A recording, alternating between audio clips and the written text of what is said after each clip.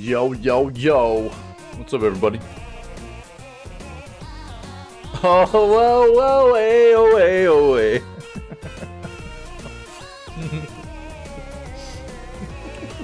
What's up, Sight? Yo, what's up, guys? Happy Sunday. What is going on? I got more grounded today with Pinky. We're grounded today with Pinky. I don't know if Mithril or Ferret will jump up in there. They were the ones that were kind of slated to be playing this game with us, but we'll see. Ferret's been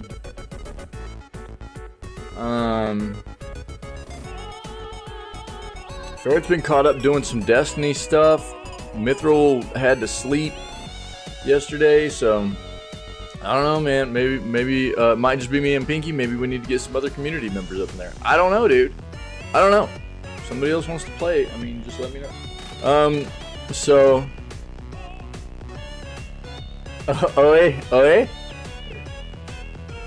Yeah, maybe, dude. Maybe. I've always thought it'd be cool to live in Canada for a while, man. I've always thought that'd be neat. Yeah. I've always entertained that idea. Something that would be kind of nifty, dude. Canadians seem like good peeps, dude. Come on over. Yeah. Yeah, I respect that, Psych. Yeah, I respect that, dude. I understand that. Yep. I mean, Pinky has already played normal difficulty before. I just always play everything hard. So it was like, well, we'll just play it on low and see how it goes, you know? So, yeah, I get it, dude. I get it. But it's going okay so far. It's going okay. And, I mean, if you did want to jump in, I mean, Pinky and I already have a jump start on stuff, and we could help out a little bit, getting you started if you really wanted to. Totally up to you, though. Hope you guys are doing well. Hope your weekend's been nice so far, and continues that way, man. We're gonna do some news, and then we're gonna play Grounded. We might actually try out just at the end of the stream today. Try out a couple of Devil May Cry 5. Oh, okay, yeah, nice. All right, cool. Nice, Sarp. Yeah, okay. Devil May Cry 5. I haven't played Devil May Cry 5. I played a lot of the older Devil May Cry games, dude, way back in the day, and I really liked them, but I didn't ever play Devil May Cry 5. Yeah, I saw some of it, dude. It looked neat. Yeah. Maybe I'll have to try to find the time to throw it on the schedule or something, man. Yeah, cool. I'm glad you're enjoying it. Right on. Are you playing it on, does it have different difficulty settings, or what? Are you just, is it just naturally? Yeah, it does. Are you playing it on like a harder difficulty? Or is it just naturally, just default setting, just kind of a difficult game?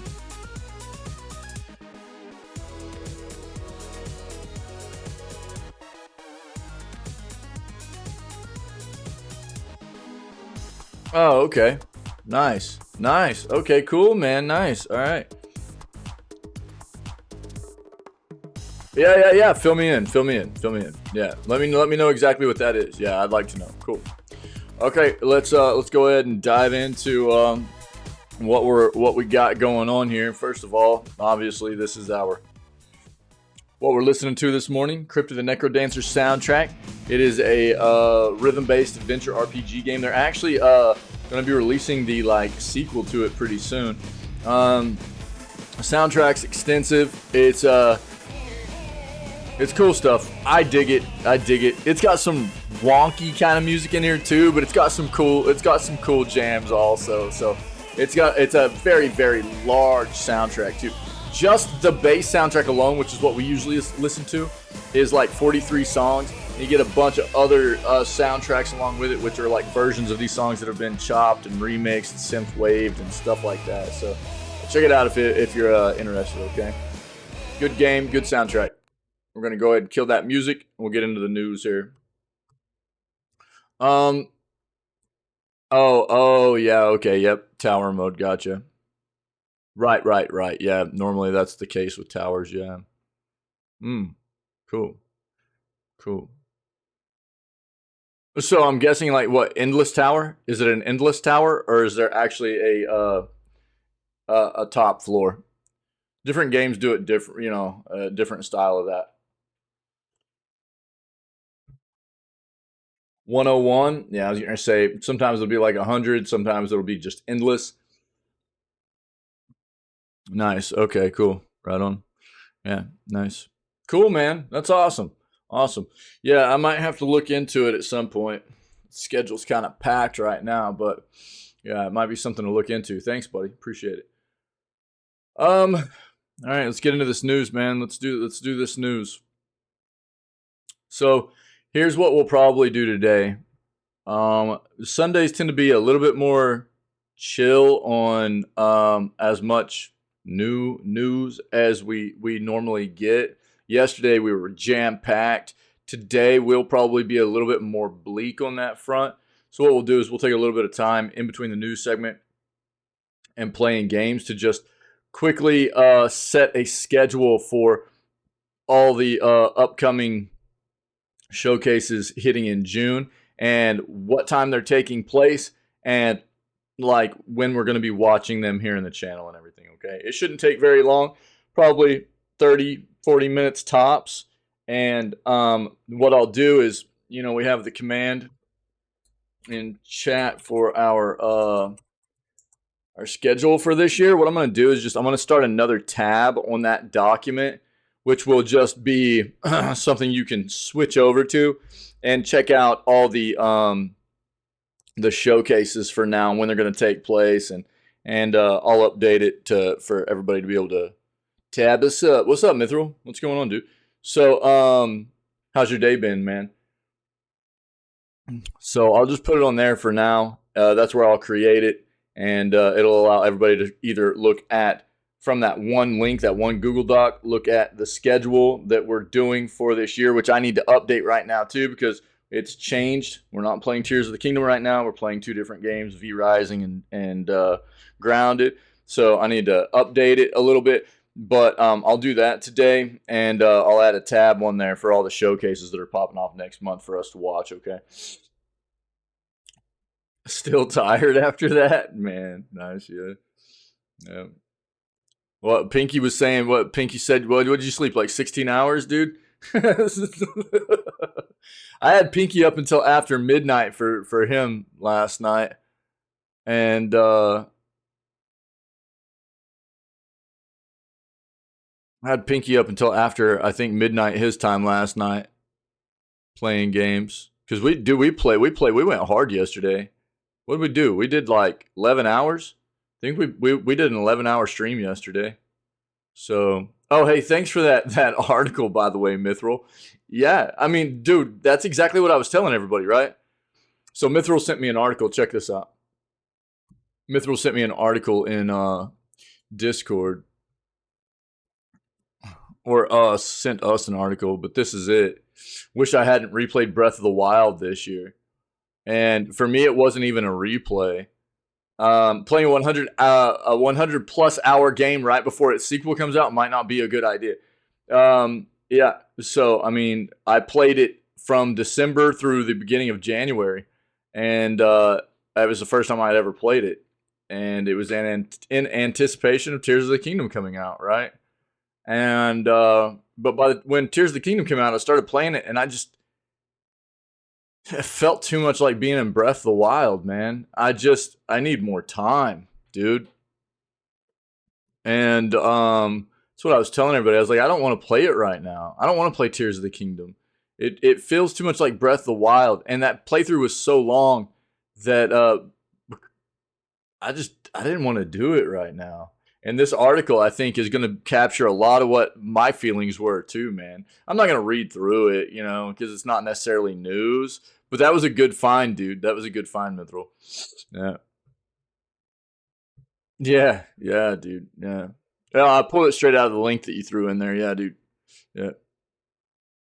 I have no doubt that it's going to be a good game, you know, but it feels and looks very Breath of the Wild, and it's hard to want to dive into that game after playing Breath of the Wild for so long here recently. It really is. Um, we'll talk about this later because we're gonna be making our schedule. After we make the schedule today, I'll bring it up in the news tomorrow and just show everybody and let everybody know when all the showcases are happening that we're aware of right now. And if any new ones pop up that between us making the schedule today and the beginning of June, then I'll update everybody and let you guys know.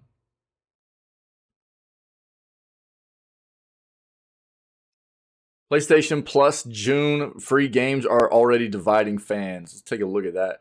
We already know what Marathon is. We've looked into this a good amount right after the PlayStation Showcase. If you don't know what Marathon is this, it's an extraction shooter from Bungie, where basically your actions within these worlds have a persistent, ongoing effect of what the world, how the worlds are shaped, and I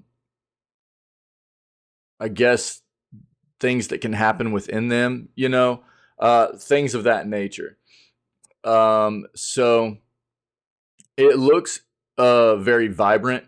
It looks really cool. I'm very intrigued by it. I haven't really gotten into the whole extraction genre of games yet, but like Dark and Darker is really intriguing to me, but that game is hitting a lot of issues. I was planning on playing that, but right now they're having issues getting that game out because of potential lawsuits and stuff from what was it, Nacon, I think. Was it Nexon or Nacon? Where they're saying a bunch of the assets for that game were stolen from them. So I don't know. We'll see. It looks neat, and we touched on it a lot already, so I'm not going to dive into that.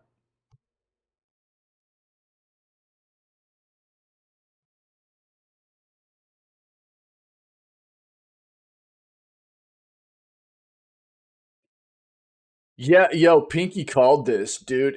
Pretty sure it was Pinky, right? Yeah, you called the Arizona Sunshine 2 while we were watching that showcase, PlayStation showcase. Um, yeah. That was a good call, dude. Yeah. And whenever you said it, I was like, "Oh yeah, that makes sense, dude. That makes sense." And sure enough, Pinky was on point, dude. He was right.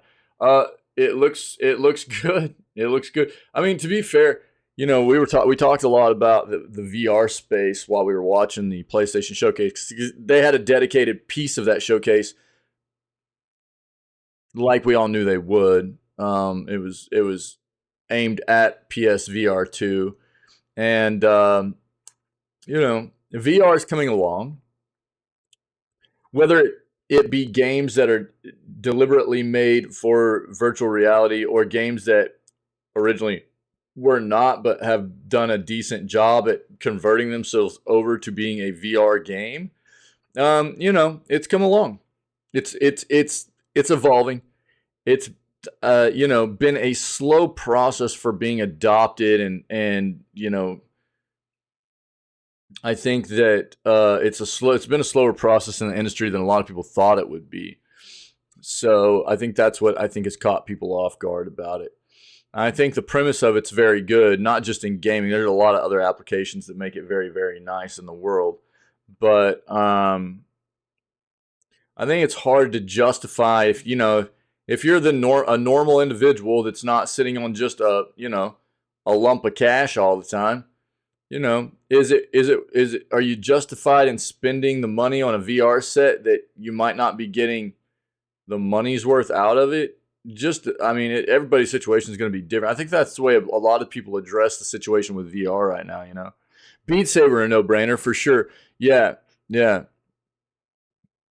So yeah, Beat Saber, and also bringing up Beat Saber with, and I know that was a response to what Sarp was saying right there, but Beat Saber specifically, and I put this in our gamer deals section, but after the PlayStation announcement or showcase, and I even put this in our Discord. You can see it right here in our gamer deals section. If you owned Beat Saber on PSVR 1, you get a free upgrade to Beat Saber for PSVR 2. So and all of the DLC and everything that you owned for Beat Saber on PSVR 1, you get all of that on PSVR 2 as well, which is very cool by that dev. So, but yeah, that's. I mean, it depends on what kind of games you're into. You know, I guess if you're not really into rhythm-based games, then that might not be your jam. Oh, was it really, Pinky? Arizona Sunshine, yeah, is supposed to be very good.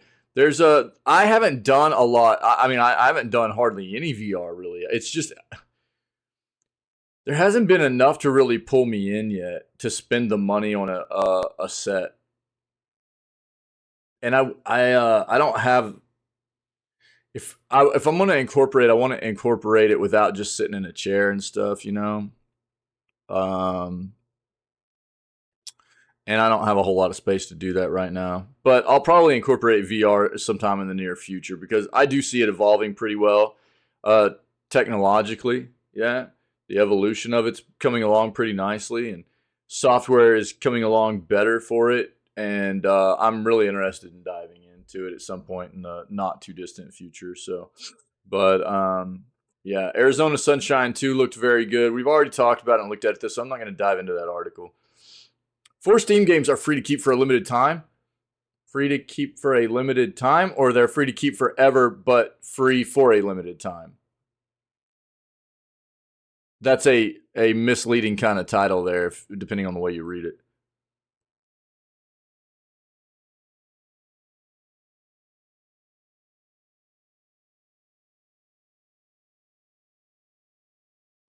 I mean, the Resident Evil games are supposed to be pretty solid on VR as well, from what I understand. They normally take those and put those on VR as well, and those are supposed to be pretty good. I've heard again, not into horror. I despise it. Oh, okay. Well, Arizona Sunshine is a horror esque game. It's got comedy added to it as well. It's a comedic. It's like a comedy horror kind of game, but it's zombie stuff and everything. So I don't know. You might not dig that. Yeah, you might not dig that. Well, it's got. That's why I said horror aspects, dude.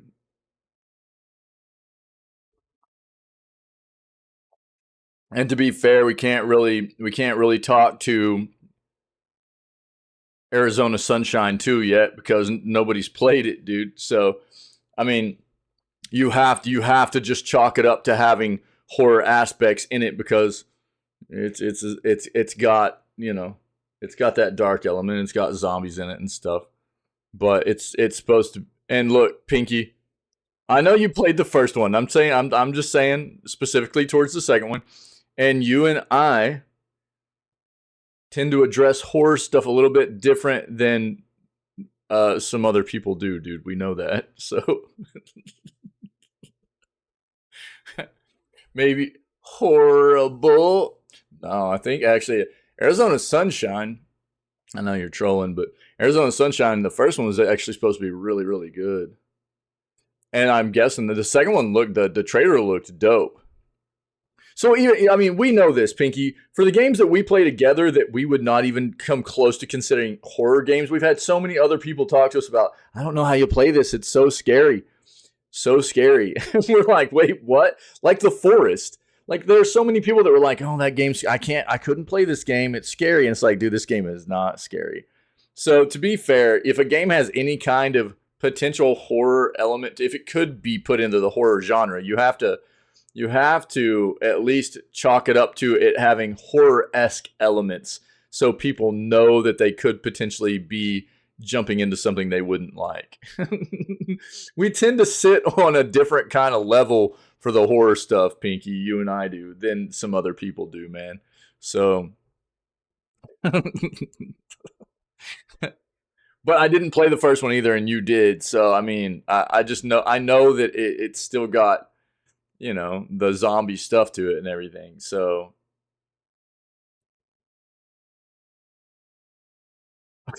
oh, for real? Yeah, dude, Outlast was so good, but it was creepy. That's probably the creepiest games I've ever played were Outlast. Cash, what's up? How you doing, dude? Happy Sunday. Well, so there's something to be said for jump scares. Yeah, I mean that's a big part of. So a good. This is what I'll say. I can get jump scared by spiders and grounded. I won't consider that a horror game. You know what I mean? Um, so it doesn't just necessitate having monsters either, right? A good horror game has it incorporates a nice ambiance all the way around. Great horror like level design, audio, and I'm not just talking about music, but music plays a big part in it too. Audio for horror games is clutch. It's clutch, dude. Audio is something that really is it can drive your anxiety in those games to a high level.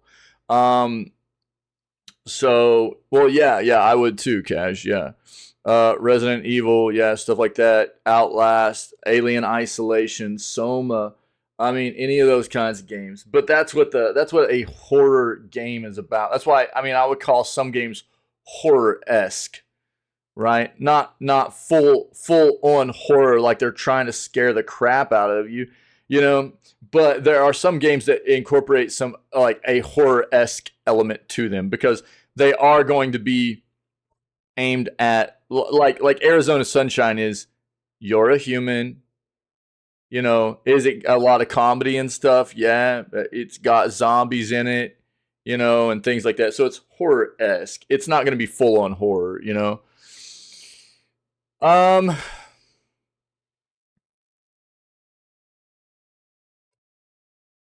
I just usually consider those games a more like gothic styled, a dark gothic styled RPG. I don't usually see those as like a horror styled game. But I can see how people would the Souls games. I can see that. Yeah, I can see it. Yeah. You're not wrong, Pinky. Yeah.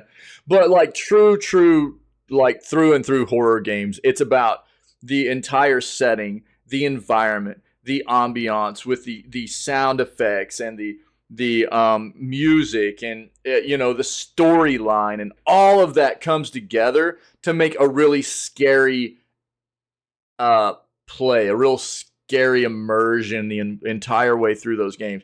Outlast is probably the top that I've ever experienced, dude. Outlast, we played Outlast 1 and 2 and the Whistleblower DLC um last Scaretober. Dude, those were terrifying games. They really were. There's a lot of anxiety that comes along with playing those games.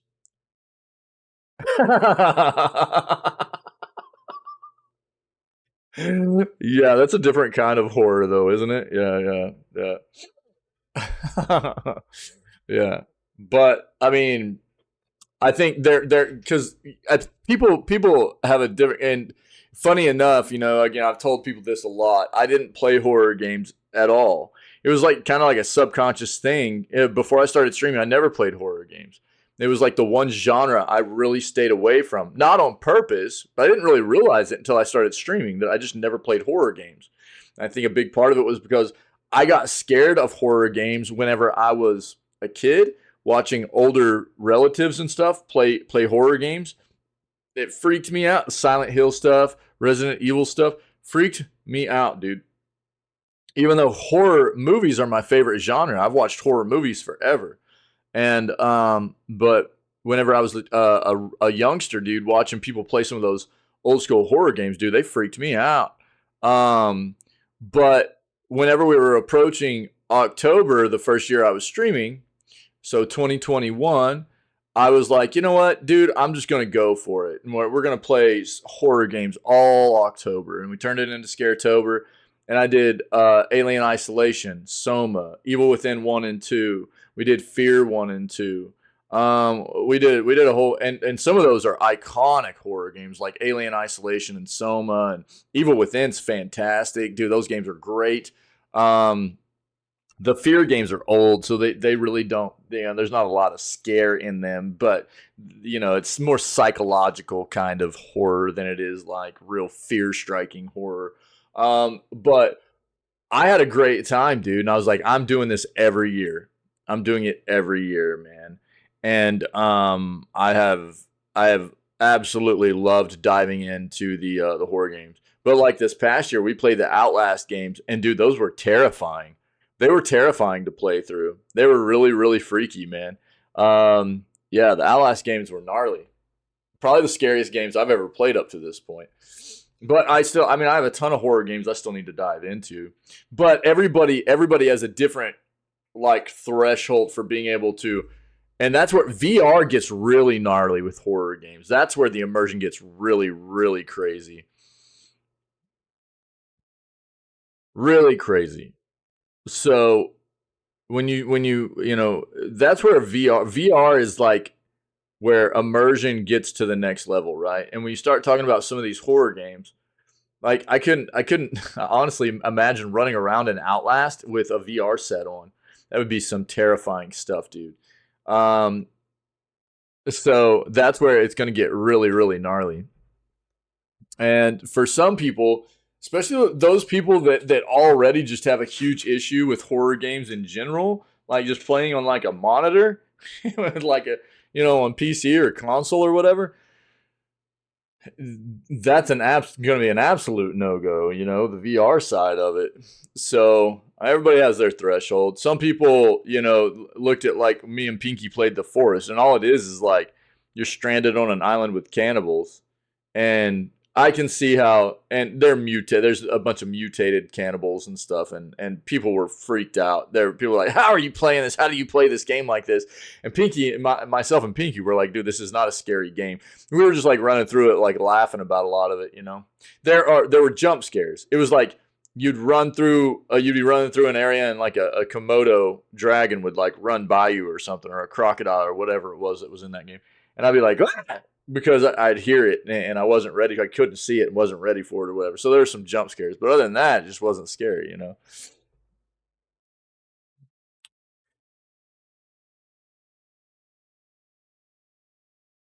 Everything's respective though. Everything's subjective. Everybody's got their own kind of threshold for it.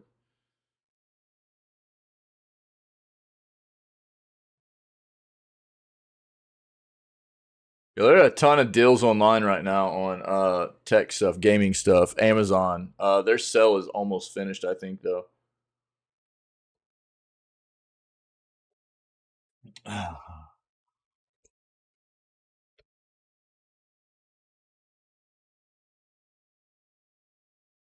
Yeah, we talked about this the other day.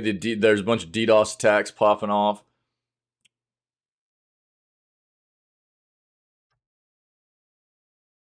We've talked about this enough too. I'm not doing this.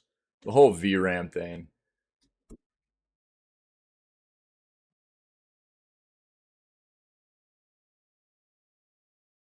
This is what I find. I'm just gonna say this is what I find dumb about the VRAM stuff. Is like, look, the VRAM has become such an issue nowadays because it's being blamed for all these bad games that are coming out. When honestly, you can't do that. Games are coming out and performing bad because they're not optimized.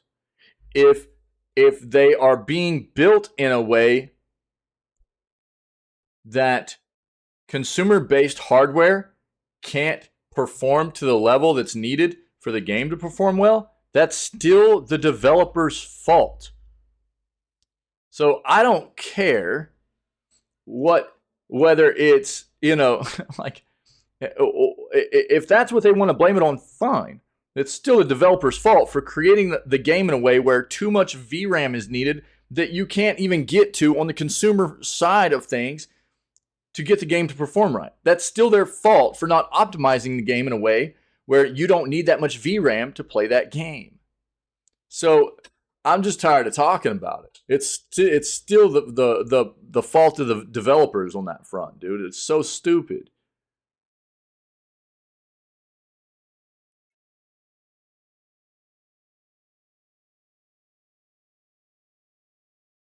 Oh, I bet, Pinky. Yeah, I bet, dude. Interesting. I should probably try to play that. I would be horrible at it, though, dude. You know me, dude. I don't have that puzzle brain, dude. I don't have that puzzle brain like you do, man.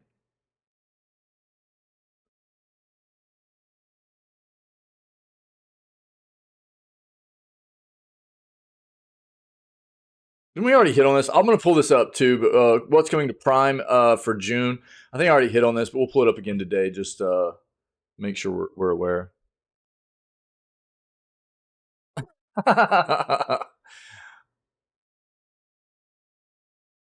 It should have been. It should have been. Rip though, right? F didn't he pass, dude?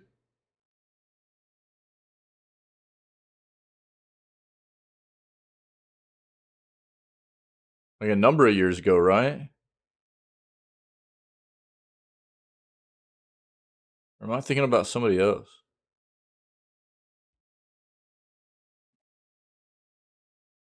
Dear PlayStation, we don't want your awful live service games. What? What is this, dude?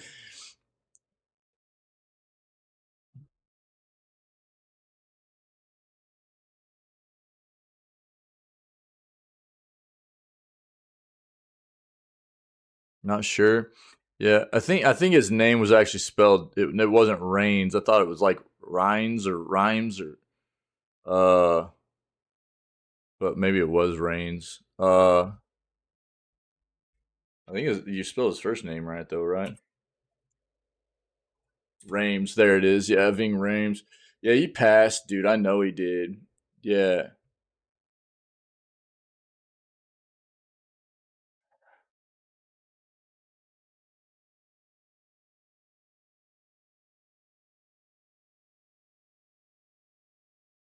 Hold on. Oh, he's still alive, dude. I thought I had heard he passed, dude.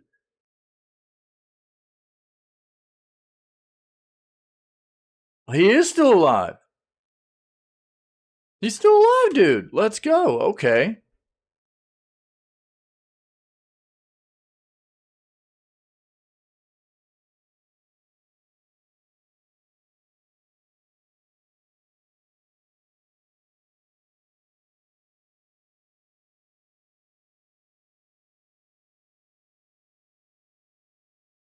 Just chilling out in Cali, dude. Nice, dude. I thought I had heard he passed, man. Yo, awesome. Cool, man.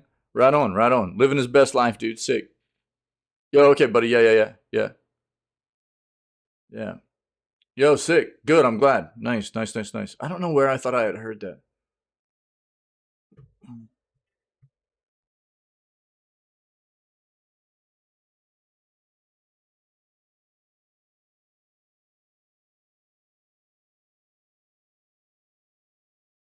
Davey, what's up, friendo? How you feeling today, bro? Optimus Prime Fortnite skin.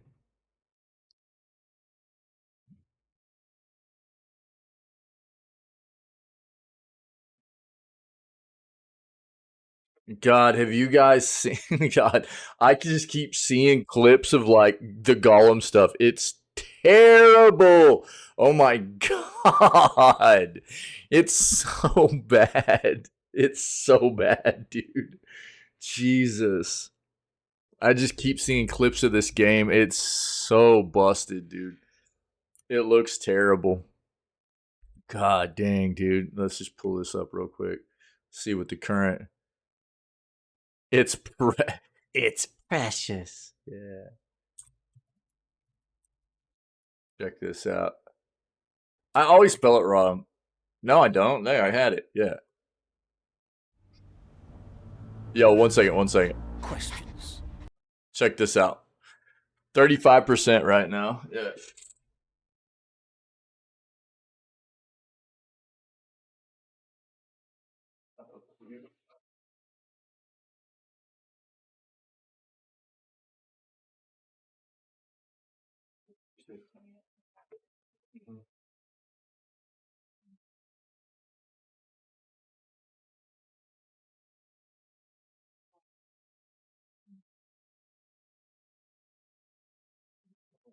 Oh, I got one of the shit.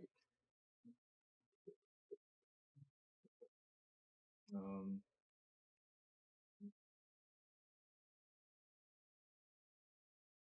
love you. All right, sorry. Talk to the wife for a second.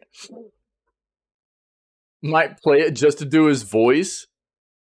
Dude, I do not want to play this game. After everything I've seen, yo, Cash, I was talking about, bro, I saw one of the first clips I saw. Do you remember the old Lemmings game, Cash? You remember the old Lemmings game from way back in the day? This stuff.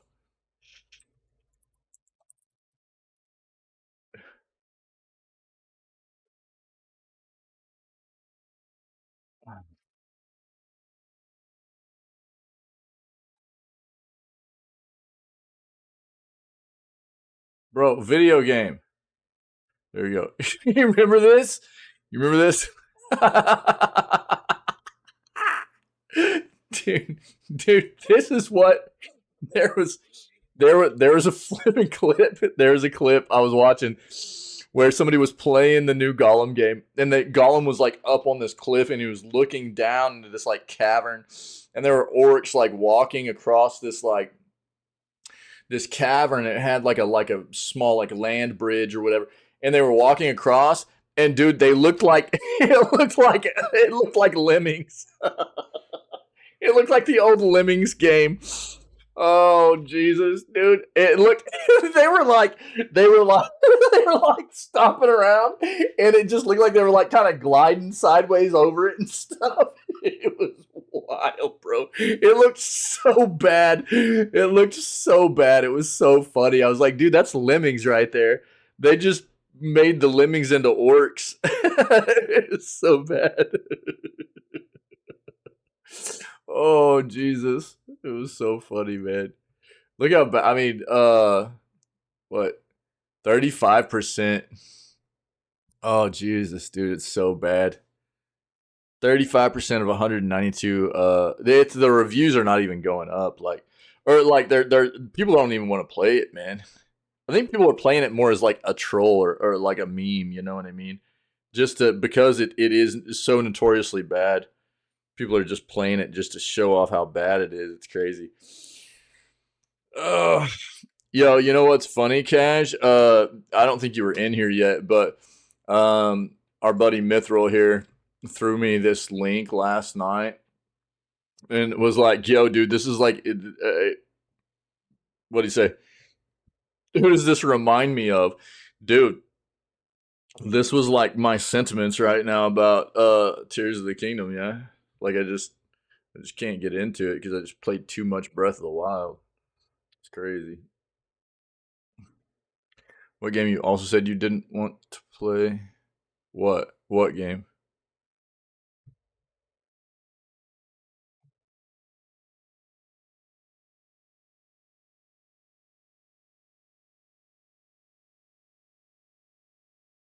Oh, you're talking about Hi-Fi Rush? Is that what you're talking about?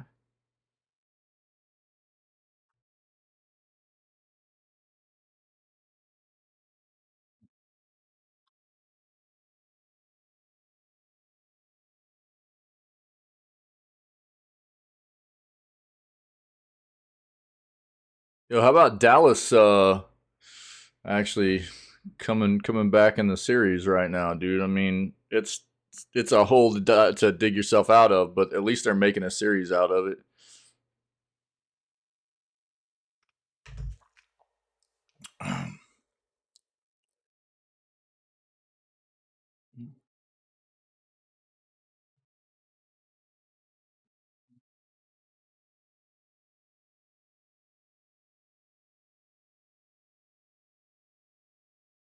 I really care not for Pokemon anymore at all.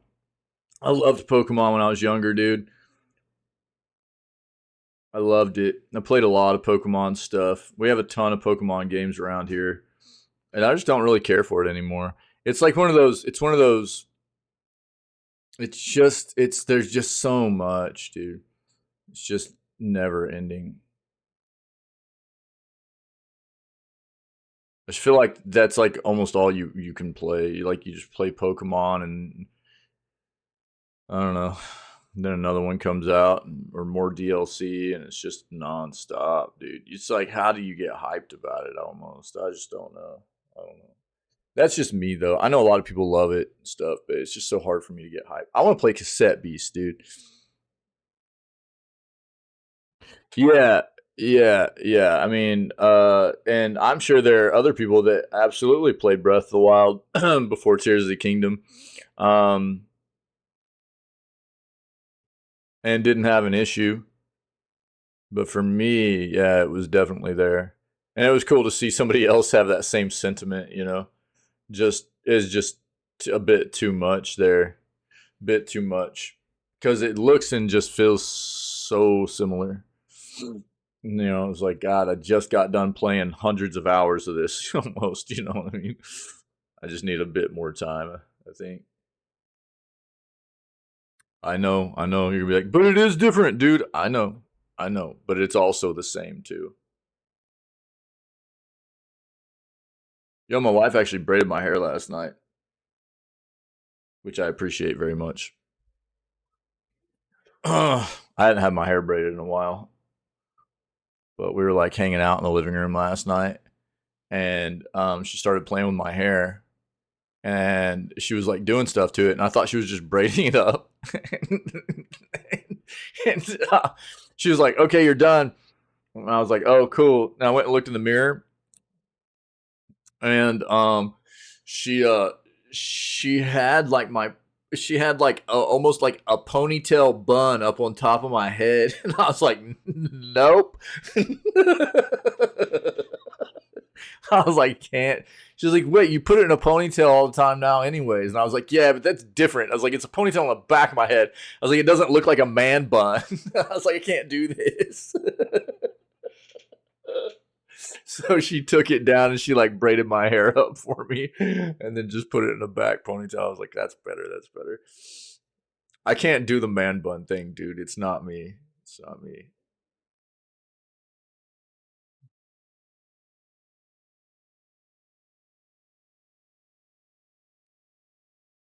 Yeah, I give off man bun vibes. Well, I give off hip. Is that I give off hipster vibes? Is that what it is, dude?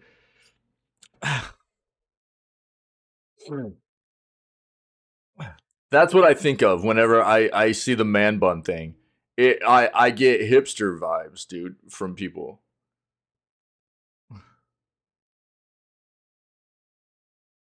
Yeah, I mean, it seems like this. Spider-Man 2 actor teases angrier, addicted Peter Parker. Yeah, I mean, that's what the trailer gave off, too. It gave off those vibes. Yeah. Yo, shut up, Cash. Whatever, dude. How do I give off hipster vibes? You're trolling right now. I'm not buying that, dude.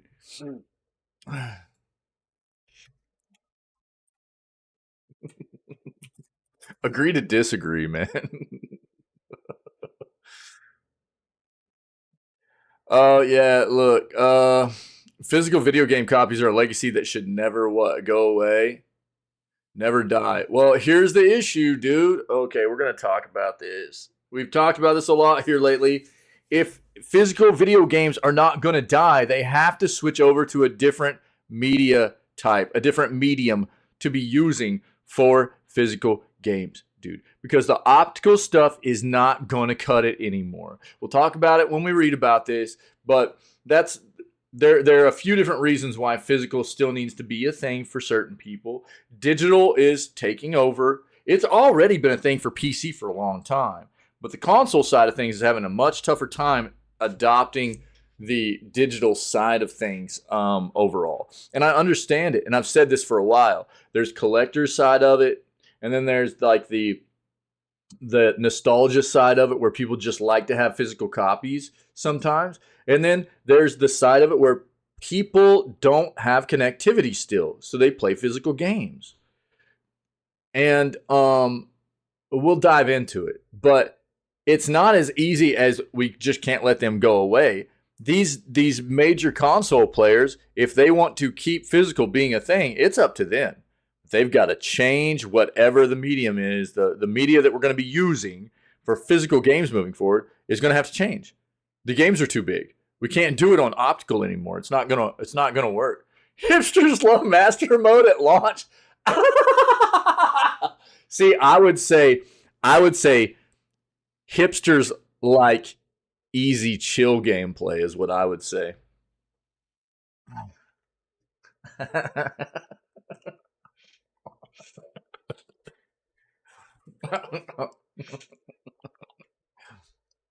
So we just have to agree to disagree, dude.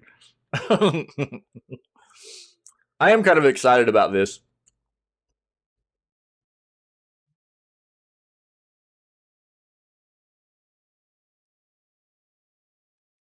Are you? I'm guessing you're all the way finished with Tears of the Kingdom now, right, dude?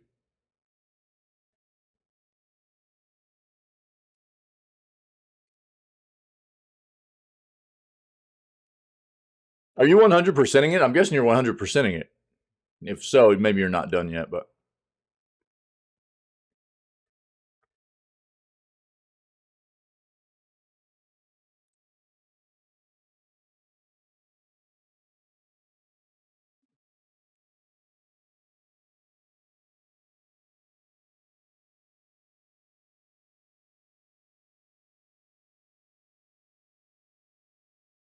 New Diablo 4 lore video, all about the dark story of Diablo. What? Let's go. Cool.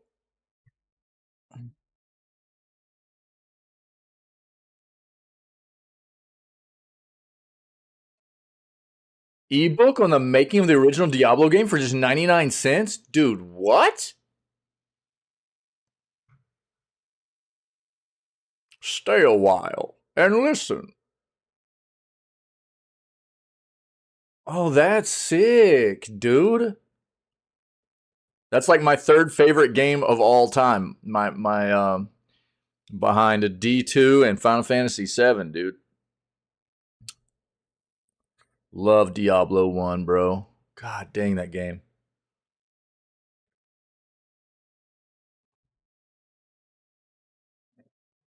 We've got I'll make sure that we have this, but Steam games for free. There we go.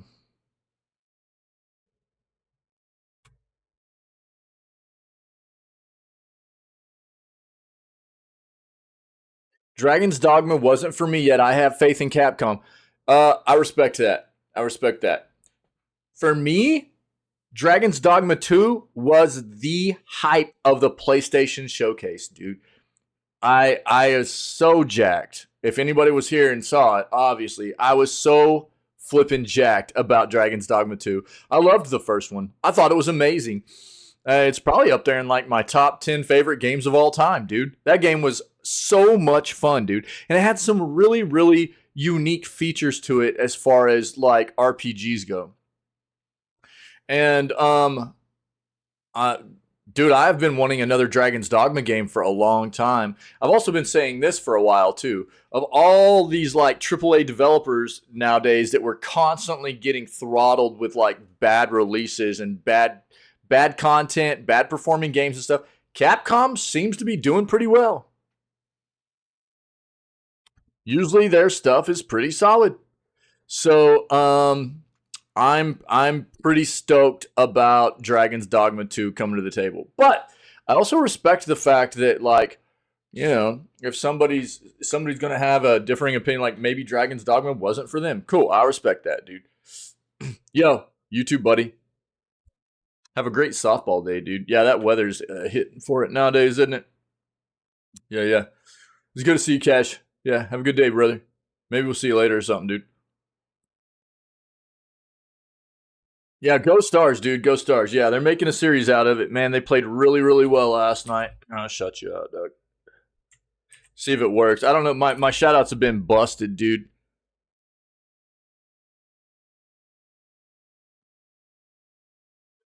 It works again, people. I don't know, dude. Yeah. Go check out Cash. Good peeps. Other than the fact he's Nintendo can do no wrong kind of guy, you know what I'm saying? I'm just playing, dude. Have fun at softball, bro. Yeah, Cash is good people. Go throw a follow. Check out his content. Good stuff, good stuff. Dude, come back in for that. Baited, dude. Go play softball, dude. Zelda can do no wrong. Oh, right. I guess what I should have said is Nintendo can do no wrong with Zelda. That's what I'm. That's where I missed. My bad. My bad. All right, dude. Yeah, what is Tot K? It's like TikTok K. TikTok K. I think that's what that is. God dang, dude. Oh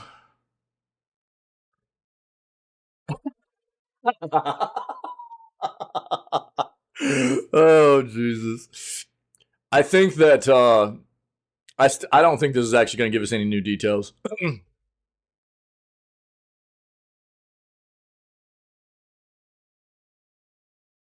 Okay. We're going to read this Polygon about the new Project Q thing. It looks like it might have some details we haven't seen yet about the new PlayStation handheld.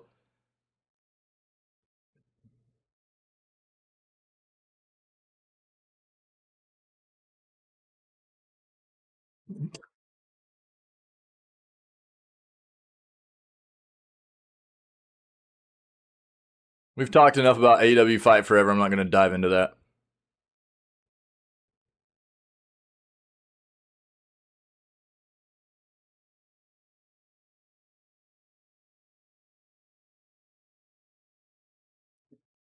Valorant patch notes. We'll look at those real quick for anybody playing Valorant.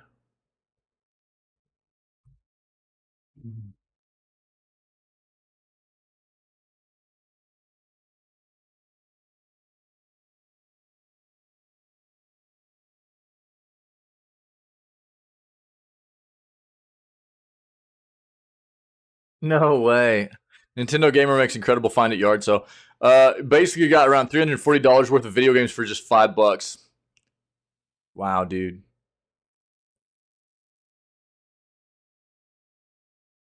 Transformers crossover.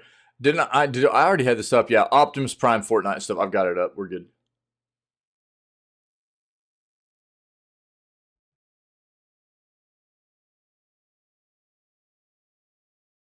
Okay, let's stick with this. Let's go. Valorant patch notes for 6.11. Viper nerfs and chamber overhaul. Latest update for Valorant's public beta patch 6.11 is available now, bringing significant changes to various agents, including Chamber and Viper. Additionally, there are several weapon adjustments to improve gameplay. Let's dive into the details of what this update has in store for players. Fuel regeneration for Viper, reduced regeneration per second from 5 to 3.3%. Increased time to regenerate max fuel once empty, 20 seconds to 30 seconds. Looks like that's a debuff there all the way around for Viper. Chamber, trademark, disable range increase from 4,000 to 5,000. Trap arm speed from 45 down to 25.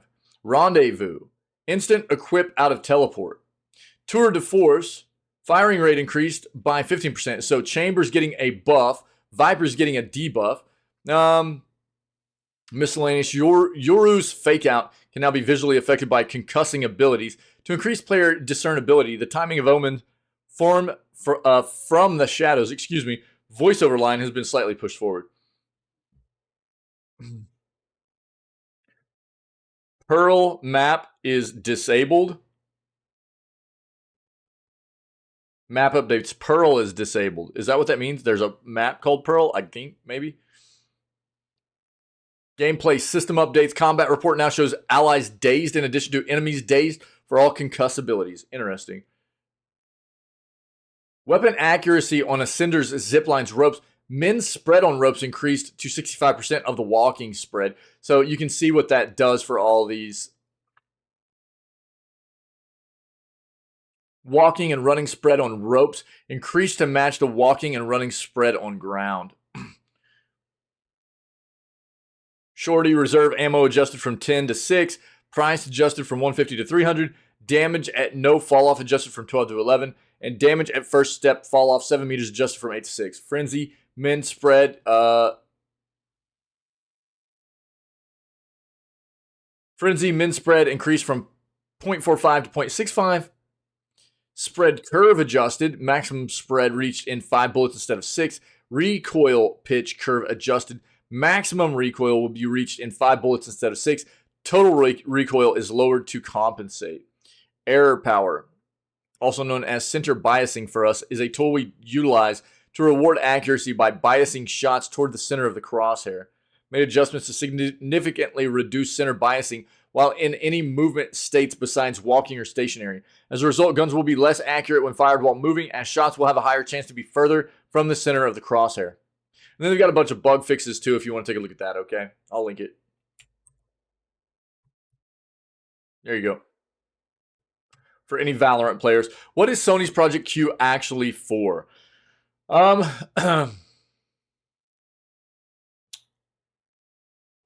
We already knew it had an 8-inch screen. It was going to be, so it lets you play PlayStation 5 games using Sony's remote play system, streaming them from your PS5 over Wi-Fi when you're away from your TV. In the words of the press release, it looks like a DualSense controller chopped in half and attached to either end of a Switch's midsection.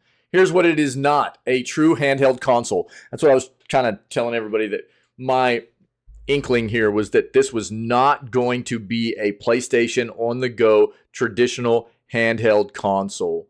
This is something more for like playing on a handheld around the house or something. It is not what Polygon is saying. It is not a true handheld console or a cloud gaming device. The games are run locally on your PS5 and with no cellular connection. Project Q won't work on the move unless the plane or train you're on happens to have an extremely robust Wi-Fi connection, or you invest in a 5G hub on a good network. Sony says Project Q requires at least 5 megabits per second to use, with a better play experience needing at least 15 megabits per second. The games must be installed on the PS5 too, which rules out using Project Q with the cloud gaming service that's part of Sony's PlayStation Plus subscription offering. So, but now what this does mean is that potentially any game installed on your PS5 can be played on the handheld. So any game that is PS5 compatible installed on the PS5 can be played on the handheld, right? If that matters to you. Really, Project Q is about giving you access to your PS5 games around the house. When the TV's in use or when you're in bed, or it could potentially work well when staying with family or vacationing at an Airbnb. This is what Remote Play does. Has been doing for a very long time, actually. The feature launched with PlayStation 3 all the way back in 2006, initially only working with the PlayStation Portable and later the Vita handheld. Over time, support was expanded to other Sony devices, then Windows and Mac PCs, and eventually in 2019, Android and iOS mobile devices. Not too difficult to set up on a laptop, phone, or iPad paired with a PlayStation controller. It can come in very handy, but has never been that widely used. Okay. The point of Project Q, presumably, is that it will offer the ideal no-compromise remote play solution around the home with the greatest ease of use. What it won't do is offer any more than that. It is duplicating work other devices you already own can do.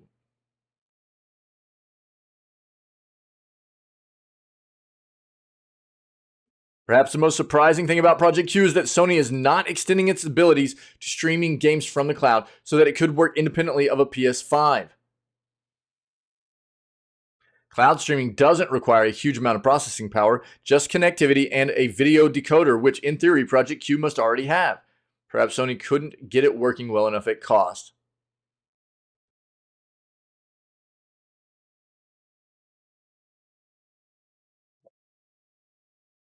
It's a bit underwhelming, I must say. It seems late to the ballgame for something like this. I would say it would seem even a little bit late to the ball game for something like a dedicated PlayStation handheld. But just for something around the house, look, this is basically the same thing as like what Steam Link is on PC. Okay? So if you're a PC gamer and you're not familiar with what Steam Link is, Valve has had Steam Link for ages, which is basically your ability to turn your PC on, turn on Steam, and run Steam. It used to be hardware. I've got a couple of them. One of mine is actually boxed up and in storage. The other one I actually have in my living room. because sometimes the kids like to play PC games and like to just hang out in the living room and play on the TV. And now the Steam Link is an app nowadays too, but I have the hardware. I use the hardware. It's easy. It used to be just a little black box. I'll show you the Steam Link hardware. Look at this.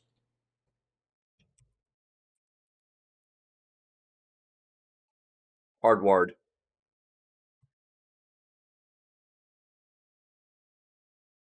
This is all it was. Little bitty black box. Little bitty black box. You could hardwire it. It has an HDMI port. It has 2 USB ports, and it has a power connector, a DC power connector. That's it. Real easy. And all you did was, all you do, if you still use the hardware version, you connect the HDMI to whatever monitor you're using, right? And this has wireless capability too, so it doesn't even need to be hardwired.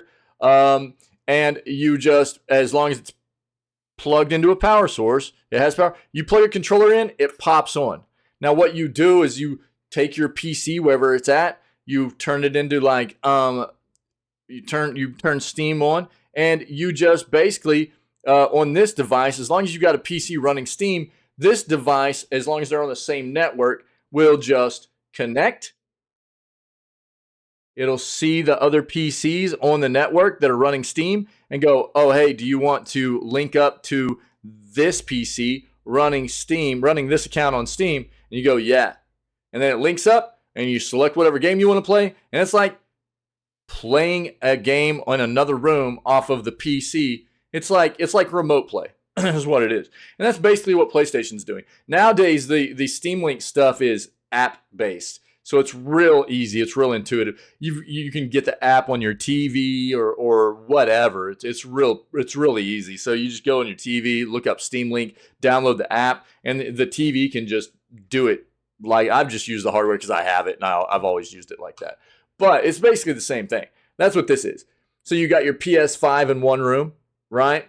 But rather than this, be able to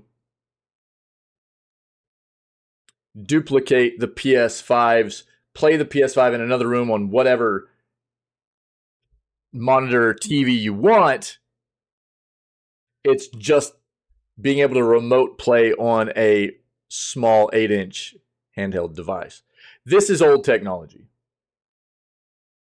It's old technology in a handheld kind of version. It's basically what it is. So this is what I'll say. I think the reason that PlayStation got this out before Xbox is because Xbox is probably going to try to do something a bit more advanced. Because PlayStation has more on the line. Or Xbox has more on the line, excuse me. Xbox, with their subscription service and their cloud service and all of that, which is their big play anyways. I think that Xbox is like going to end up trying to come out with a handheld that isn't just a remote play feature. It will be an actual play on the go kind of device. It will cost more than this will, but it will also be like a handheld console. You'll be able to, and I have no idea if this is something that's actually in development right now, but I would be so surprised if any of the major players in the gaming industry didn't have some kind of handheld in some form of project development right now. And I think that Xbox is going to take theirs a step further than what PlayStation is. If that's all that PlayStation is doing, is giving you a handheld remote play device option, which that's what it sounds like this is just a controller with a screen on it, basically. Where as long as you're within Wi-Fi range, the Wi-Fi that your PlayStation is connected to, you can play your PS5 games that are installed on your PS5 on that device. So it's a remote play option within your home, basically. That's it. Xbox is going to do something more elaborate. They need to, because what they're going to play towards is what their bread and butter is. Cloud gaming, streaming service, all that stuff, right? So their device, I am betting anyways, Xbox's device, and I have not heard anything about them explicitly making one, but I would be really, really surprised if they were not. It is going to be more of a dedicated Xbox handheld gaming device you can take on the go with you anywhere, like a Steam Deck or a ROG Ally or a Switch for that matter. But you'll be able to stream, you'll be able to install on it. I think it'll be Windows based because it's Microsoft, right? I think that unless they just solely make it Xbox locked in like their console, and that might be a thing too, but people will figure out a way to do like Windows operating system on it and stuff like that. I'm sure of it. That's my thought process about what's probably going on here with Xbox on their side of what a handheld will be. This is, in my opinion, underwhelming on what PlayStation's doing here. People will probably buy it. We still need to know what the price point is. Because honestly, I think that if they were going to do something like this, they could have just done something like, it's cool, I guess. But they could have just done the same thing the Steam Link is a long time ago and just given people the option to just remote play within their own house or whatever, you know, on whatever monitor or TV they wanted to in another room. That's not a hard thing to do. That's basically what this is. But instead of being able to play on anything, you got to play on this like handheld device. It's going to have its applications. Don't get me wrong. It'll have its applications. But I do feel like it's a little bit behind the ball game here of where we're going with gaming and technology. It feels a little bit behind, in my opinion. If you want more out of this, I'll link it. Check out this great ebook on the making of the original Diablo game for just 99 cents. Yo, I'm psyched about this. As Blizzard gets ready to launch Diablo 4 for pre-orders on June 1st, many gamers might want to learn more about the history of the huge franchise. As luck would have it, they can do just that by checking out a book that offers a detailed history of the development of the original game and the fantasy action RPG franchise right now for a rock-bottom price. The book is Stay a While and Listen, Book 1 Legendary Edition, How to Two Blizzards Unleashed Diablo and Forged a Video Game Empire. It's written by David L. Craddock, and right now you can download the ebook version on Amazon for just 99 cents. Normally the book would be $10. Low price will continue until May 30th, so 2 days. Or a day and a half, maybe. Here's a quick summary of the book. 2 companies, 2 opposing cultures, 1 multi-billion-dollar video game empire. Stay a while and listen. How 2 Blizzards unleashed Diablo and forged a video game empire. How 2 Blizzards unleashed Diablo and forged a video game empire. Book 1 invites readers to discover the origin of Blizzard North, a studio built by gamers for gamers, and Blizzard Entertainment, a convergence of designers driven to rule their industry. Yeah. Composed by exhaustive research and hundreds of personal interviews, Stay a While and Listen series divulges the fated meeting that brought the 2 Blizzards together, clashes that tore them apart, their transformation from grassroots democracy to corporate empire. At the center of it all, Diablo, a hack-and-slash adventure through the darkest recesses of hell that changed online gaming forever. Dude, this is going to be interesting. If you like the first Stay a While and Listen book, the good news is that Craddock has released the second book in the series, Stay a While and Listen Book 2, Heaven, Hell, and Secret Cow Levels. Chronicles the making of Diablo 2, which is $10. Nice. That's cool, man. There you go. New Diablo for lore video is all about the dark story of Diablo and Diablo 2. Blizzard released another Diablo 4 video featuring the lore of the Diablo series. This one is perfect for those who have not played the first 2 chapters. Go play them. Do yourselves a favor. While the first 2 lore videos released a few days ago focused on the primeval battle war between hell and heaven, focused by the creation of Sanctuary, this video delves into familiar territory for those of us who have played Diablo 1 and 2. In fact, it's basically a narration of the events of the first 2 games. Book of Loreth, episode 3, The Lord of Terror. 14 minutes, dude. Are you guys ready? Yo, refresh your coffee. We're watching this. I don't care. Refresh your coffee. Let's go.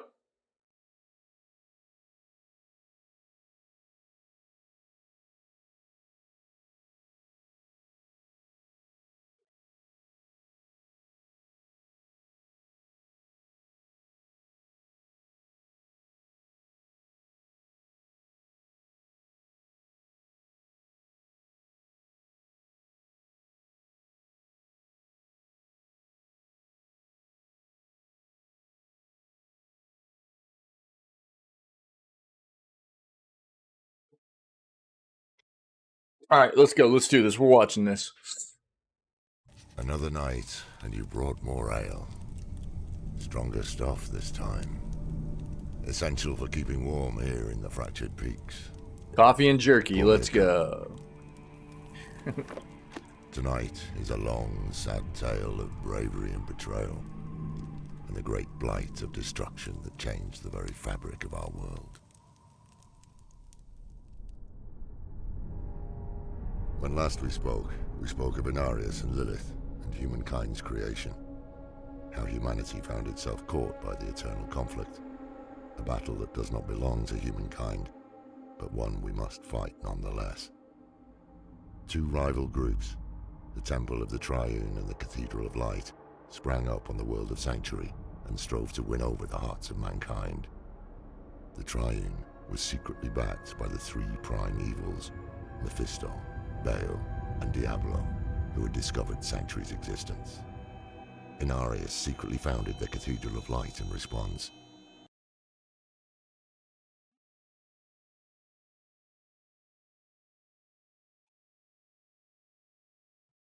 Yo, what? Oh, my bad. Actually, I muted it. My bad, guys. They had the ability to banish the agents of the Burning Hells and Inarius for good.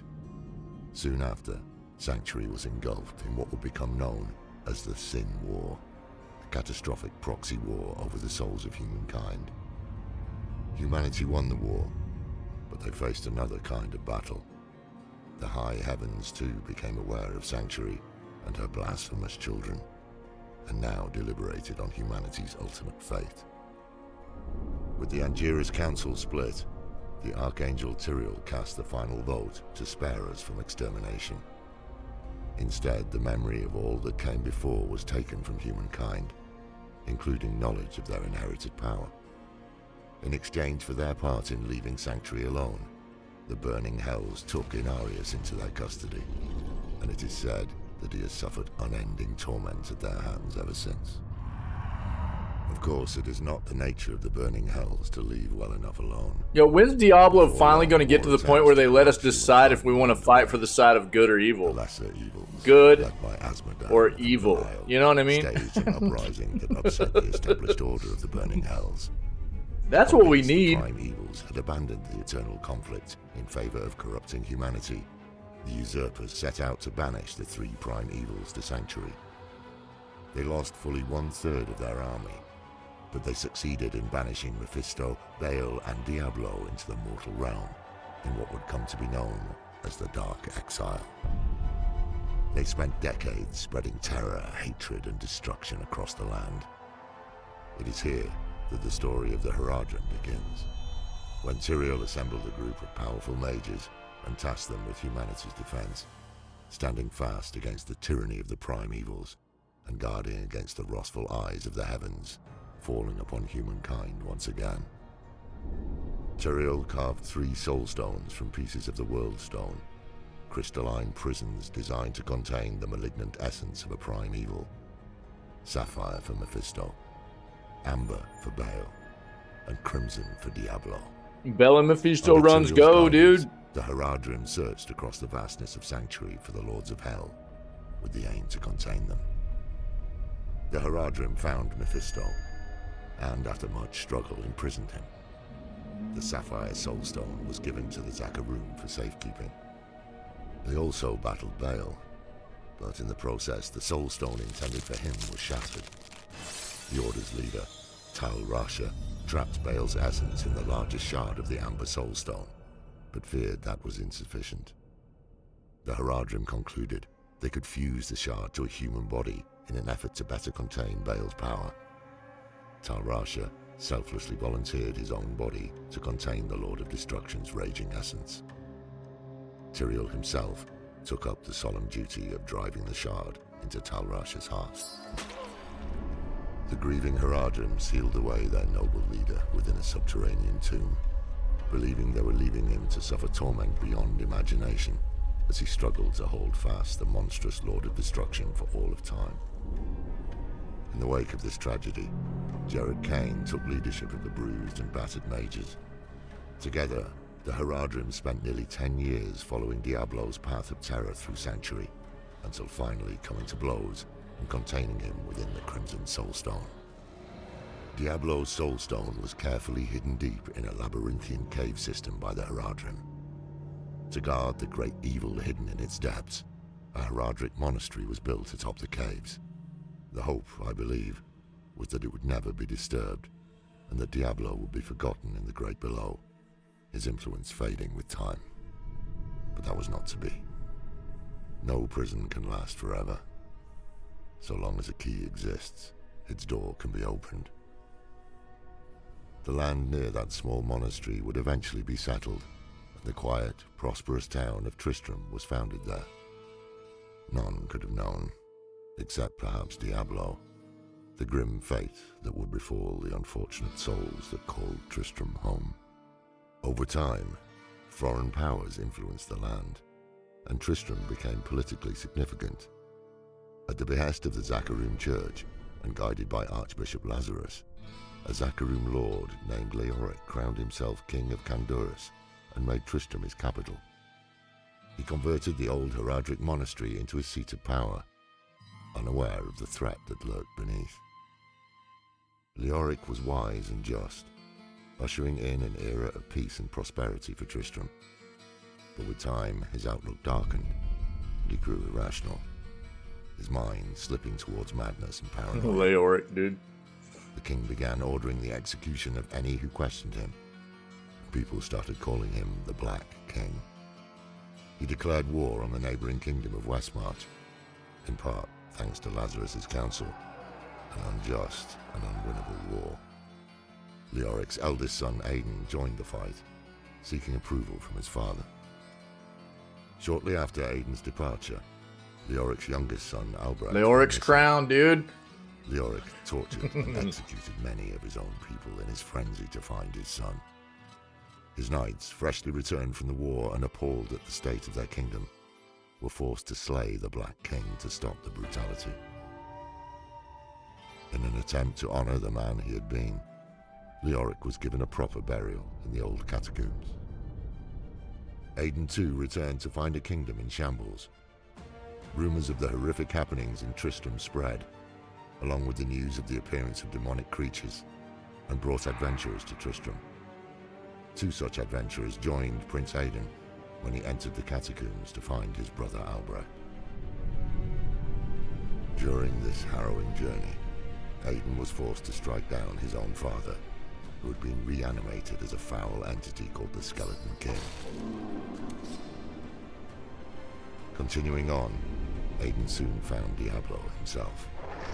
After a great battle of fire and steel, the Lord of Terror was defeated. But this ending is not a happy one. For Diablo had twisted young Albrecht's body into his own demonic form. In slaying the demon, Aidan had slain his younger brother. Distraught, Aidan pulled the soul stone from Albrecht and plunged it into his own body.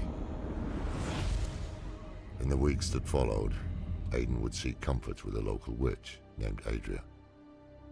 Slowly succumbing to Diablo's influence, Aidan eventually traveled east from Tristram and became known as the Dark Wanderer, set on liberating Baal and Mephisto. As the Dark Wanderer traveled east, a new group of adventurers arrived in Tristram. They rescued Deckard Cain from the ruins of Tristram, who implored them to give chase. Soon the party found themselves taking part in a dangerous pursuit of the Lord of Terror. Following the Dark Wanderer's path towards the tomb of Tal Rasha, The adventurers would face the lesser evils of Andariel and Duriel, who had rallied to Diablo's aid. Instead of Tal Rasha, they discovered Tyrael imprisoned in the tomb. Yo, Lurch, what's up, dog? Still using Tal Rasha as a vessel, had escaped imprisonment to join Diablo in his guise as the Dark Wanderer. Together, they had overcome Tyrael and trapped him in the prison he'd made for Baal so long I love ago. the Diablo lore, dude.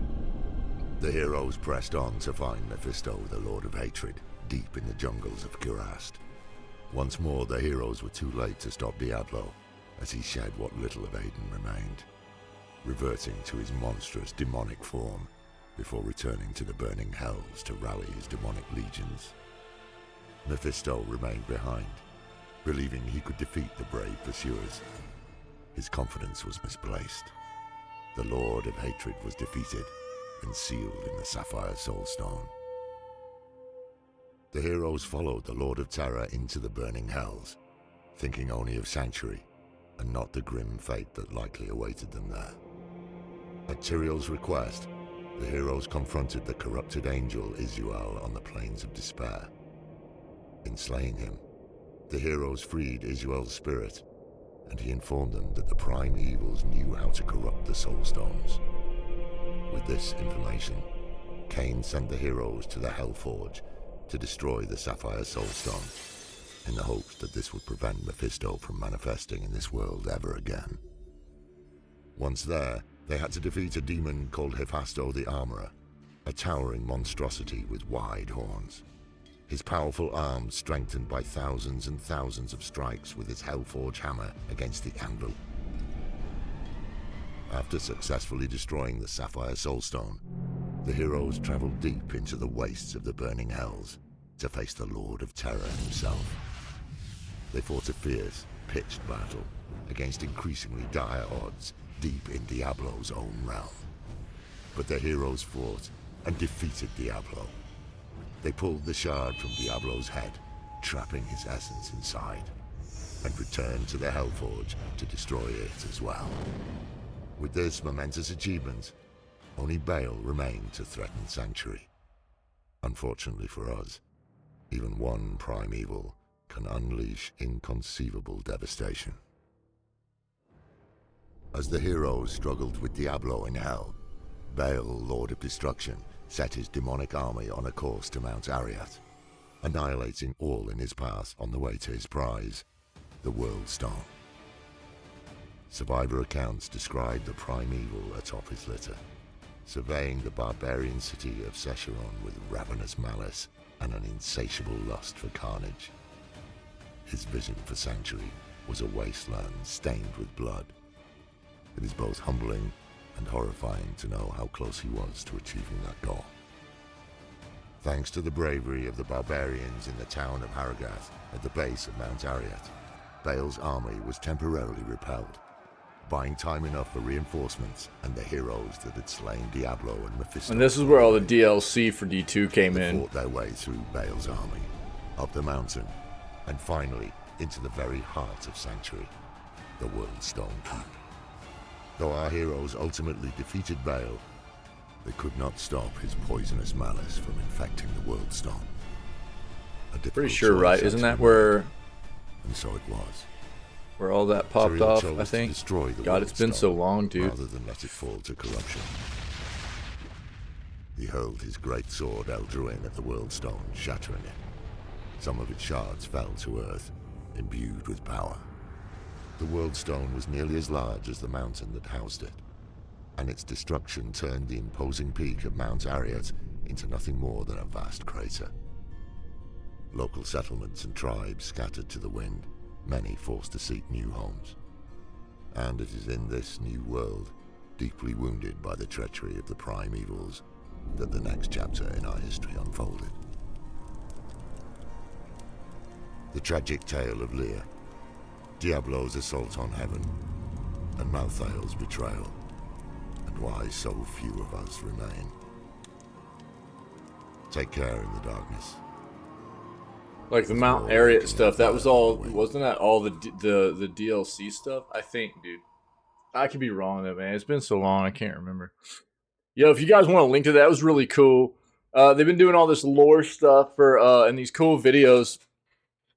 Oh, did you? Oh, nice, dude. Nice. We just hit on a bunch of the new stuff coming to Warframe yesterday, dude. Yeah, we hit on that in the news. That's awesome, man. Let me know what you think. Um, Wisp Prime being on the way. Not going to hit quite yet, but it's a little ways away, but been uh, identified as coming. Yeah, that's cool. So, yeah, I don't know if you want to watch that. There you go. That was pretty neat.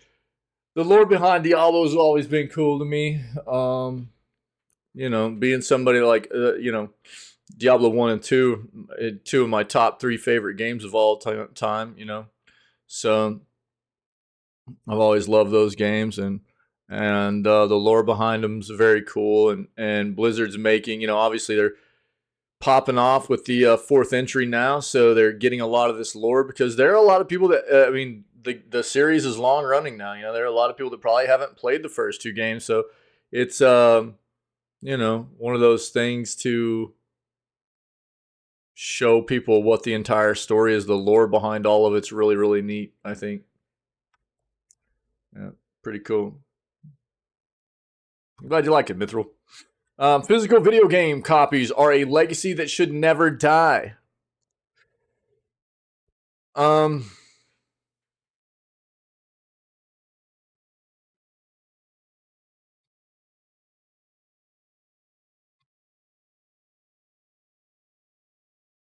look.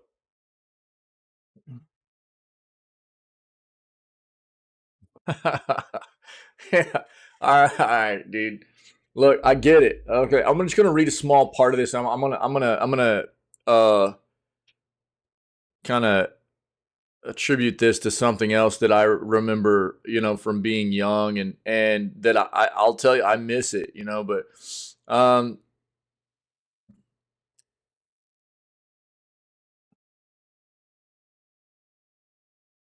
there's something about looking at shelves full of games and picking up the box that just feels more in tune with me as a gamer. Love the way the artwork and screenshots tried to seduce you into parting with your hard-earned cash for them. The smell of the manuals, remember them?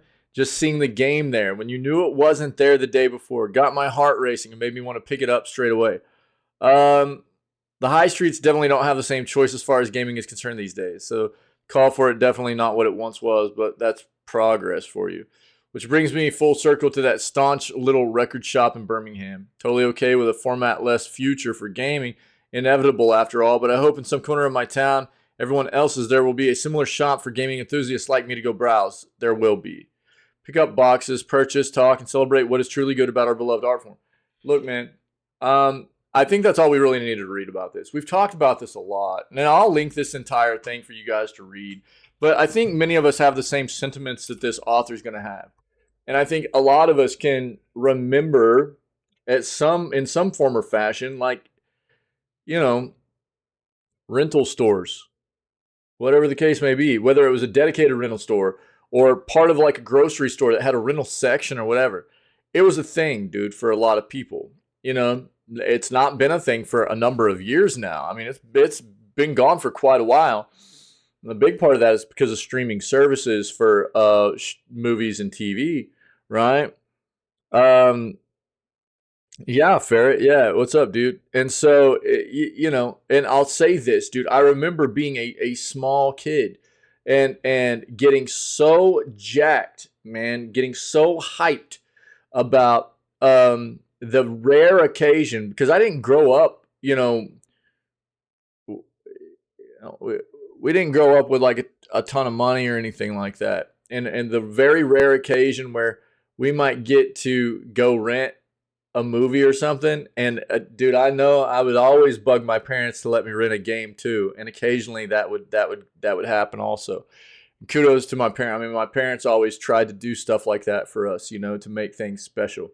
And I'll never forget it. I'll never forget. I mean, I'm from a small place. We had a little rental store in town, and I still remember the name of it. I can still smell it, dude. I can still smell what the rental stores smell. Rental stores smelled a certain way, especially when it was back in like the VHS days, dude. You know, back whenever it was like VHS tapes and you know, Nintendo cartridges and stuff, there was a smell to those rental stores, dog. It was wild. And I can still like that's a very nostalgic smell, like and a feel. You know, you go into those stores and dude, it was always straight to the Nintendo section, you know, or the gaming section. You see all the cartridges lined up. Dude, I'd be looking for Final Fantasy all the time, dude. You know, and they'd have the manuals up in the flipping the game with it, you know. And if you didn't return that manual, you know, you were gonna get charged for it, stuff like that. There's something about the physical side of things that's always going to be a part of a lot of us as gamers that, you know, grew up with it. That's for sure. There are people that have, you know, now, you know, there's a younger generation of gamers that don't understand that. They don't, you know, they don't necessarily, they never experienced that, and they're not going to understand that to a great extent, and so it's not going to be as big of a deal. So the evolution and changeover into the digital space of things isn't going to be as, you know, it's not going, there's not going to be anything really lost on them on that front, you know. Yeah, well, I mean, yeah, everything's digital, right? So and whether you want to talk about just the nostalgia side of it or actual the collecting side of it, right? I mean, those are two sides of it that people still enjoy about the physical space of video games. Um, Even if you can't go rent games or whatever. And luckily, we still have these nice stores. And I'm not talking about franchise stores like GameStop or something like that, right? I'm talking about, you know, we've got these people that are gamers and passionate, and they've opened their private stores about, you know, maintaining video games and hardware and software and reselling it, and you know, they do it because they love it. And those are the places that you go and find, and you're like, oh, this is my jam. You know, this is the kind of place I belong. You know, and those places are awesome, dude. When you find those places, I think those will always be something, because you know, the video game side of things, it's only becoming more and more collectible, right? And especially the further away we get from the physical side of stuff. But on that front, I mean, if physical is going to continue to be a thing at all, in which we're already seeing games like Alan Wake 2 has already been announced to not have any kind of physical release. It's all digital, dude. And a big part of this, I think, I can't help but think, is because, like we saw with Jedi Survivor, the games are too big for optical media anymore. There's not enough space on a single disc. And these manufacturers don't want to be pumping out multiple discs anymore like they used to do it way back in the day. You know, they don't want to do that. It costs too much, you know? And so if physical is going to continue to be a thing for the console side, I mean, PC, it's gone really, you know what I mean? The physical side's been gone for PC for a long time, for the most part anyways. You can still find some stuff here and there, but in large part, it's evolved away from the physical side of things. And you'll even see where special editions of games that come out across PC and console, you'll still get collector's editions you can get on PC, but you'll get a digital game code. Whereas the console side, you'll still get the physical game, you know? So PC's just been away from that for a long time. And I think if physical is going to continue to try and be something for developers moving forward, the console space is really going to have to figure out what media type to utilize moving forward, because optical is not it. It's going to have to be something more like what Nintendo does with their SD cartridge games and stuff, where you can put big data on. Because like I said, with Jedi Survivor, the physical copy of that, which it was a bad play by them as well, with announcing that only like within a week of the game releasing. But they were like, oh yeah, in the physical copy, you're going to need, and I'm not talking day one patch stuff. I'm not talking about like bug fix stuff. on top of the physical game, you had to have a like 40 to 50 gigabyte download installation, or you couldn't play the physical copy of the game. And that just doesn't make sense. And that's where Alan Wake devs, we read this yesterday, they were like, look, we don't want to be in that situation. It doesn't make sense. We don't want to push out a physical copy of a game where people are going to have to still download data. What's the point? You know? So, I get the nostalgia side of it, man. I get that. I understand that. I still, I still have a platform where I buy physical games almost wholly because I've got that nostalgia feel for still having, the physical games. I like that. And the collector side of it is definitely a thing too. But, it's inevitable as technology has moved forward also that we're going to get closer and closer and closer to just being done with that. Yeah. And I think people just have to embrace that fact. There's always going to be like, if you guys aren't familiar with a place like, limited run games, they've done stuff like this. I don't know why I don't have it bookmarked as their main page, but this is actually kind of cool to show you this. This was something that was done not too long ago. It's sold out now. You can't get it anymore. But they redo like SNE, or they do like Super Nintendo games. They'll do like Nintendo 64 and Game Boy games, things like that. They'll take games that didn't necessarily ever come out outside of digital copies, and they'll make physical limited amount of physical copies. And so you've got these companies that'll do this to still, because they understand that there's still a market for the physical side of things. If you go to their main page, you can see a lot of the stuff they do. They've got Alien Isolation stuff going on right now. Limited run, Alien Isolation, the collection, classic edition, for the Switch and stuff. They do these cool copies of games, and a lot of times it'll be for modern platforms, but you can still see, like, here's a Game Boy version of Trip World. Like Game Boy, there's a PC where look, I mean, it comes on a thumb drive. You know what I mean? That's kind of wild.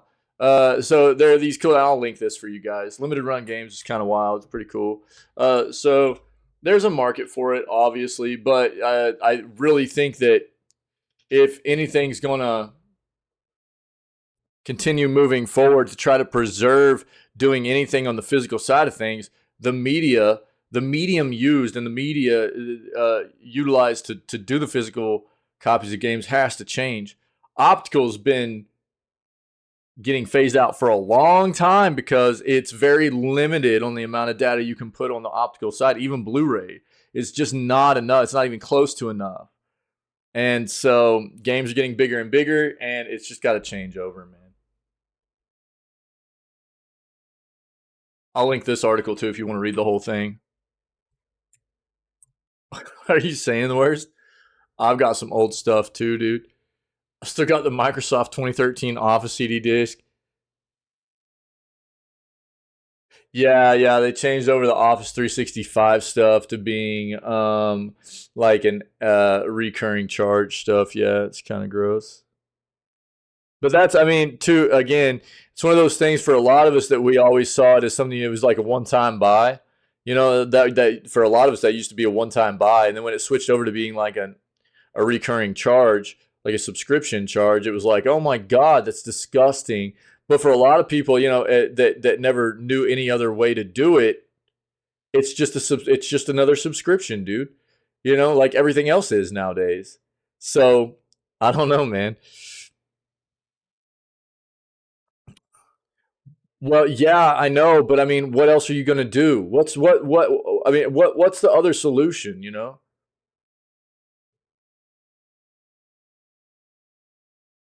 I mean, that's the trade-off, isn't it? That's the trade-off. And obviously, SD cards are going to vary in how much they cost. Also, just within that own media type, based on how much data they can store. So what you could do is, depending on how big your game is, you could limit how much how big the SD card is that you need too, right? So that's going to change how much you're spending on each SD card. But I mean, optical's not it, right? So what's the other solution besides something like an SD card right now?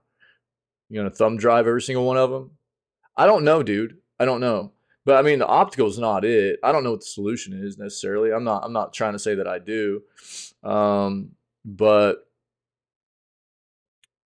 if that's what I'm saying is like if they want to preserve, if they want to keep trying to give people the option for physical, then it's got to be something else, right?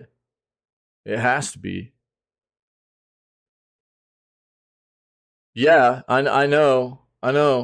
But I mean, what other media do we have that? I don't think thumb drives tend to be quite as expensive as like an SD card does, but they're still going to be up because it's basically the same thing. It's just the same thing in a different form factor. You know, one of them is a USB port, the other's actually an SD card slot. So it's just a different form factor. But they're both the same exact technology. It's just that's true. Yeah. I mean, the only other thing, like I was talking about with the Jedi Survivor stuff, was like, well, if um, a game came out that, well, and the reason the thumb drive stuff is like, if they were going to keep doing, I talked about this before too. If they were going to keep doing the physical disc stuff, then what they could do is not worry about the SD card, but just put like a small, like one of those just really miniature thumb drives in there that had the extra data on it that you needed or whatever, and it just clips into the cartridge with the disc or whatever. I don't know, dude.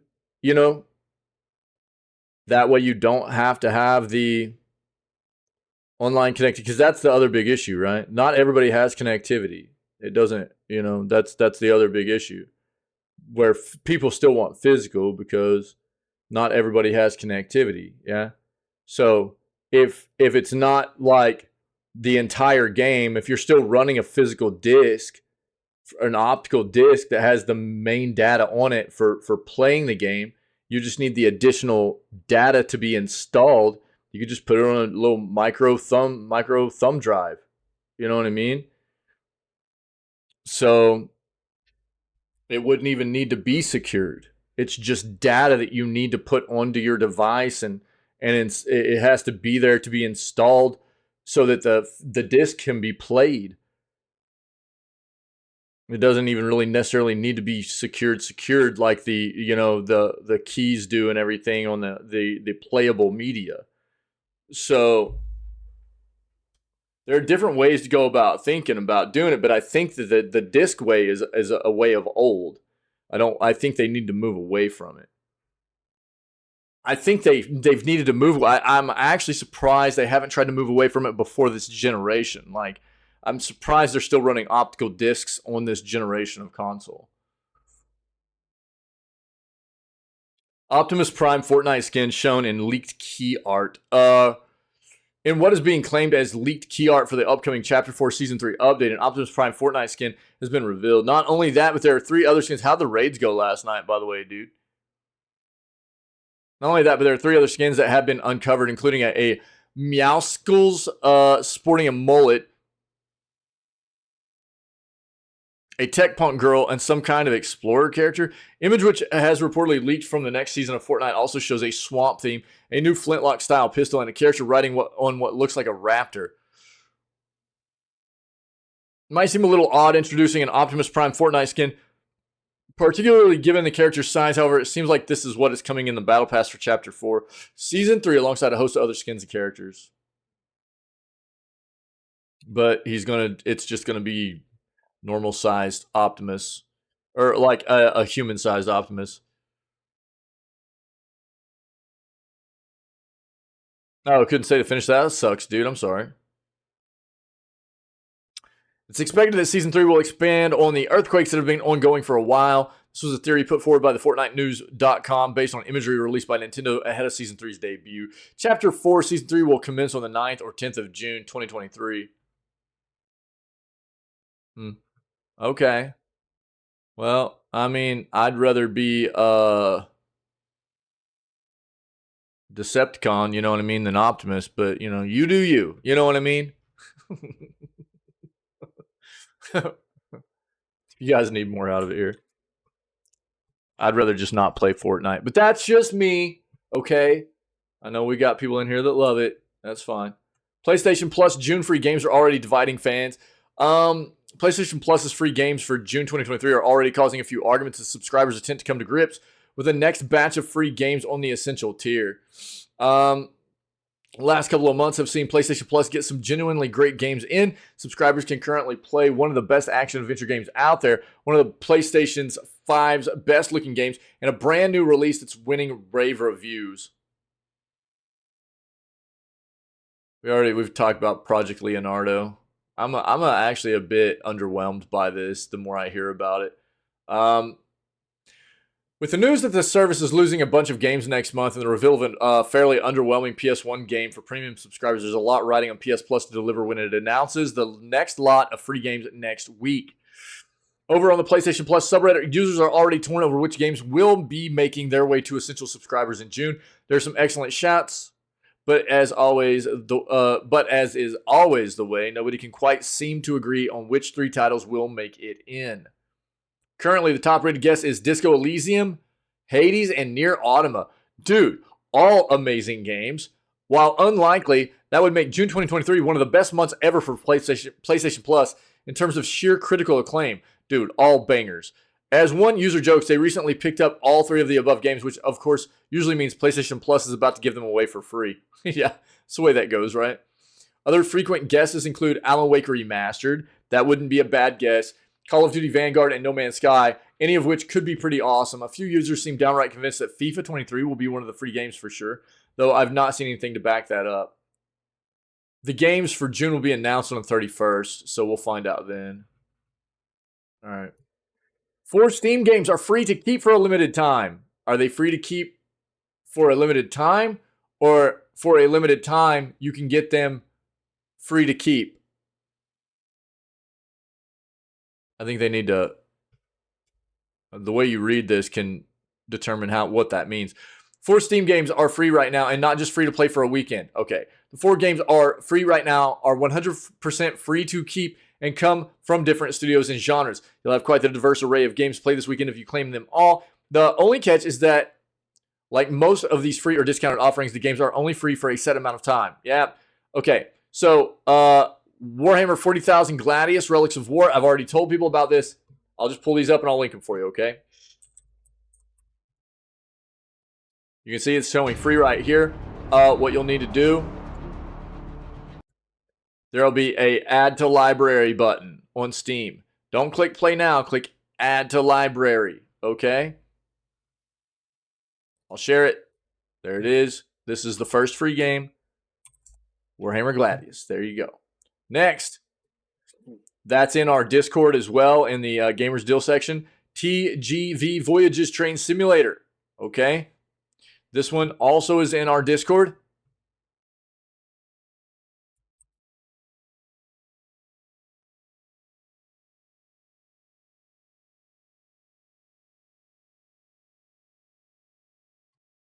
Right here. You can see this game is like mixed overall. It doesn't have very good reviews, but it's free. So again, add to library, not play now. If you're interested, share that. That's the next one. That's the train simulator game right there, okay? Then we've got Hue, which is also in the Discord. If you haven't seen it, this is Hue. This is a much better reviewed game, 93% positive, over 2,500 reviews. Talking about an indie adventure puzzle platforming game, okay? Copy that link, throw that in there for you. There's the 3rd game. And a prologue for Alone in the Dark, all right? I don't think that one's in our Discord, though. Or at least it wasn't last time I looked. Alone in the Dark prologue, all right? So, this released 3 days ago and has 73% positive, almost 500 reviews right now. So, might be worth a look. Link that as well.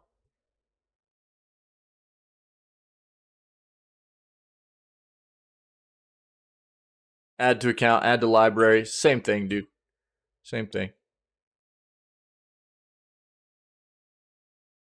It might just, I don't know. Like for me, see, mine says add to library, but add to account will be the same thing. It might just depend on the game, but it's the same thing, dude. So add it to your account, add it to your library. It's the same. It's the same thing. Yeah. So you do that, boom, in your library, all good. Cool.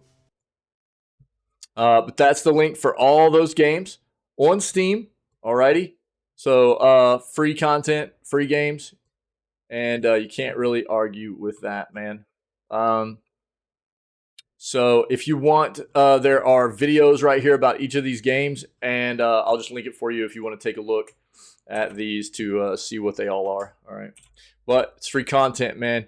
You can't really argue with that. Free software. PC gamers can claim game with mostly positive reviews for free. This is going to be Warhammer 40,000 Gladius, which we just talked about, so I'm going to move on. What's coming to Prime Gaming for June? We already talked about this. But the more notable titles are Audinauts, Neverwinter Nights, and this is like the big the edition that has everything in it, the enhanced edition or whatever, and Rogue Book. You can see all of the lists right here. Sengoku 2, Mutation Nation, Soccer Brawl, Overtop, Super Spy, Top Hunter, Steam World Dig 2, Neverwinter Nights Enhanced Edition, Audinauts, Ravita, Rogue Book, Once Upon a Jester, and Gems of Destiny, Homeless Dwarf. All of these coming out throughout the month of June, starting from the 1st all the way through the 29th, okay? So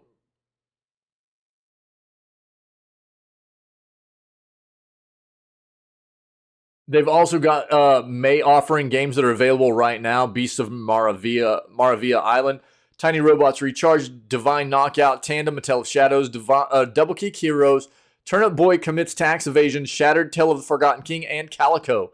All right, so if you guys have Amazon Prime, you're not aware, you have access to Prime Gaming as well, which gives you free games every month and free in-game content for a whole slew of games. Check out this article right here. That'll get you on the right track. And it even talks about some of the games you can get right now on Luna, which is their cloud gaming platform, which is Arkham Knight, Batman Arkham Knight, Citizen Sleeper, Monster Harvest, and Steam World Heist Ultimate Edition, okay? So lots of stuff in there for Prime Gaming. Dear PlayStation, we don't want your awful live service multiplayer games. Oh, dude, let's go. This is a random winner right here. Let's go, guys. Yo, but I like the Gremlin Cats, dude. Come on, somebody's got to win that. Another reader is unimpressed. Like, okay, so let's be fair here, okay? Let's be fair. Where we're reading this at, nice, Mithril. All right, worst. Where we're reading this at is from Microsoft Start, msn.com, okay? So there's probably going to be a bit of bias here, but another reader is unimpressed by the PlayStation Showcase and thinks Sony's obsession with live service games is playing into Xbox's hands. There was a reader's feature last week that suggested the recent PlayStation Showcase would end up being a pivotal moment for the generation console and beyond. It seemed to get a lot of negativity from some commenters, but I found myself largely agreeing with it. If it had been mildly positive, then perhaps it would have been fairly quickly forgotten, but any other outcome, and I think its influence will be felt for a long time. The outcome we got was certainly an odd one. It was all slickly presented in that typical Sony fashion, but despite dozens of games and a 1+ hour runtime, it never managed to show anything of interest beyond a few of the indie games. Dude, I disagree. Why are people banging? Like, look, I'm not even a big, try-hard PlayStation guy. I'm not a big fan of PlayStation, but I felt like the showcase was pretty solid, dude.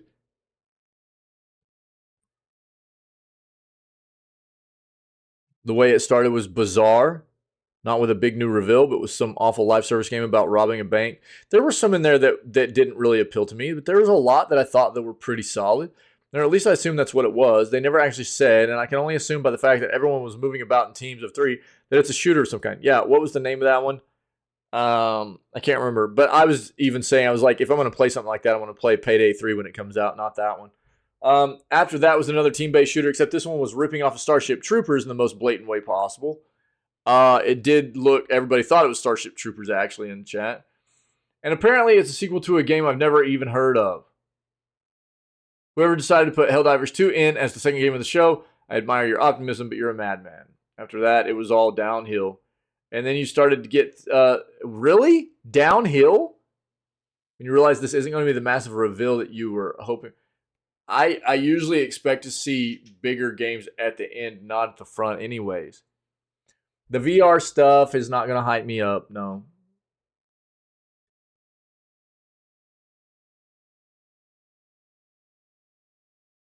I don't know why. I also realized they hadn't shown The Last of Us 2, The Last of Us multiplayer game. They never said they were going to. Why is everybody freaking out about them not showing The Last of Us multiplayer game? We've literally gotten nothing on the front of that title at all yet to give anybody any kind of inclination that they were going to show The Last of Us multiplayer anytime soon anyways. There's no release date. We've got nothing on the front of the game besides we know that they're like developing it. That's about it, dude. There might be like a couple of screenshots floating around out there. That's about it, dude. So why are people freaking out that like they didn't? I've seen multiple reports now where people are like, well, there wasn't any Last of Us multiplayer in there. But they act like there wasn't anything notable that was shown off during the reveal, you know? I think Marathon looked cool. That's something new for them. I think that Dragon's Dogma was a nice reveal. We knew they were going to show off Final Fantasy 16 and Spider-Man 2, as those are two big proprietary titles for them, right? We know they're going to be promoting the crap out of that stuff. Talos Principle 2, right? That's a big one for some people. Pinky, right? That's a big one for some people. Now, was there something in there for everybody? No, but usually that's the way showcases go. Showcases pop off. There's some people that are going to be hyped about some stuff, and then there are going to be some people that are like, oh, well, there wasn't really anything in there for me. But it's not like the entire showcase was just a loss. It's not like all they did was show off a bunch of games that everybody was expecting and a bunch of like weird stuff or anything like okay, I wasn't psyched about PSVR 2. I'll give you that, you know? And yeah, the like heist game or whatever. Yeah, I'm not all that hyped about that either, because I've got another heist game in, you know, that I know is in development that I'm going to be playing before I play any other heist game. But I think they at least deserve kudos for not just showing like, because as heavy as PlayStation is for their proprietary first party titles, I would say probably like 60 to 75% of what they showed off in their showcase were actually multi-platform titles, which was really surprising to me. And they did have, I think, a lot of games that were shown that were surprises, games I didn't know about necessarily that hadn't been officially announced for sure. And people are like I feel like everybody wants to just throw them under the bus for not showing The Last of Us multiplayer. It's like, dude, that's not even Sony's fault. If the game's not ready, how are they supposed to show it off, dude? What do you want? People just need to like chill out. Hey, we'll get information on those kinds of games whenever it's time to get information on those kinds of games. But I've seen so many reports now where people are like bent out of shape about not getting to see The Last of Us multiplayer in that showcase. It's like nobody said you were going to get it anyways. So why are they freaking out about that? That's so weird to me, man.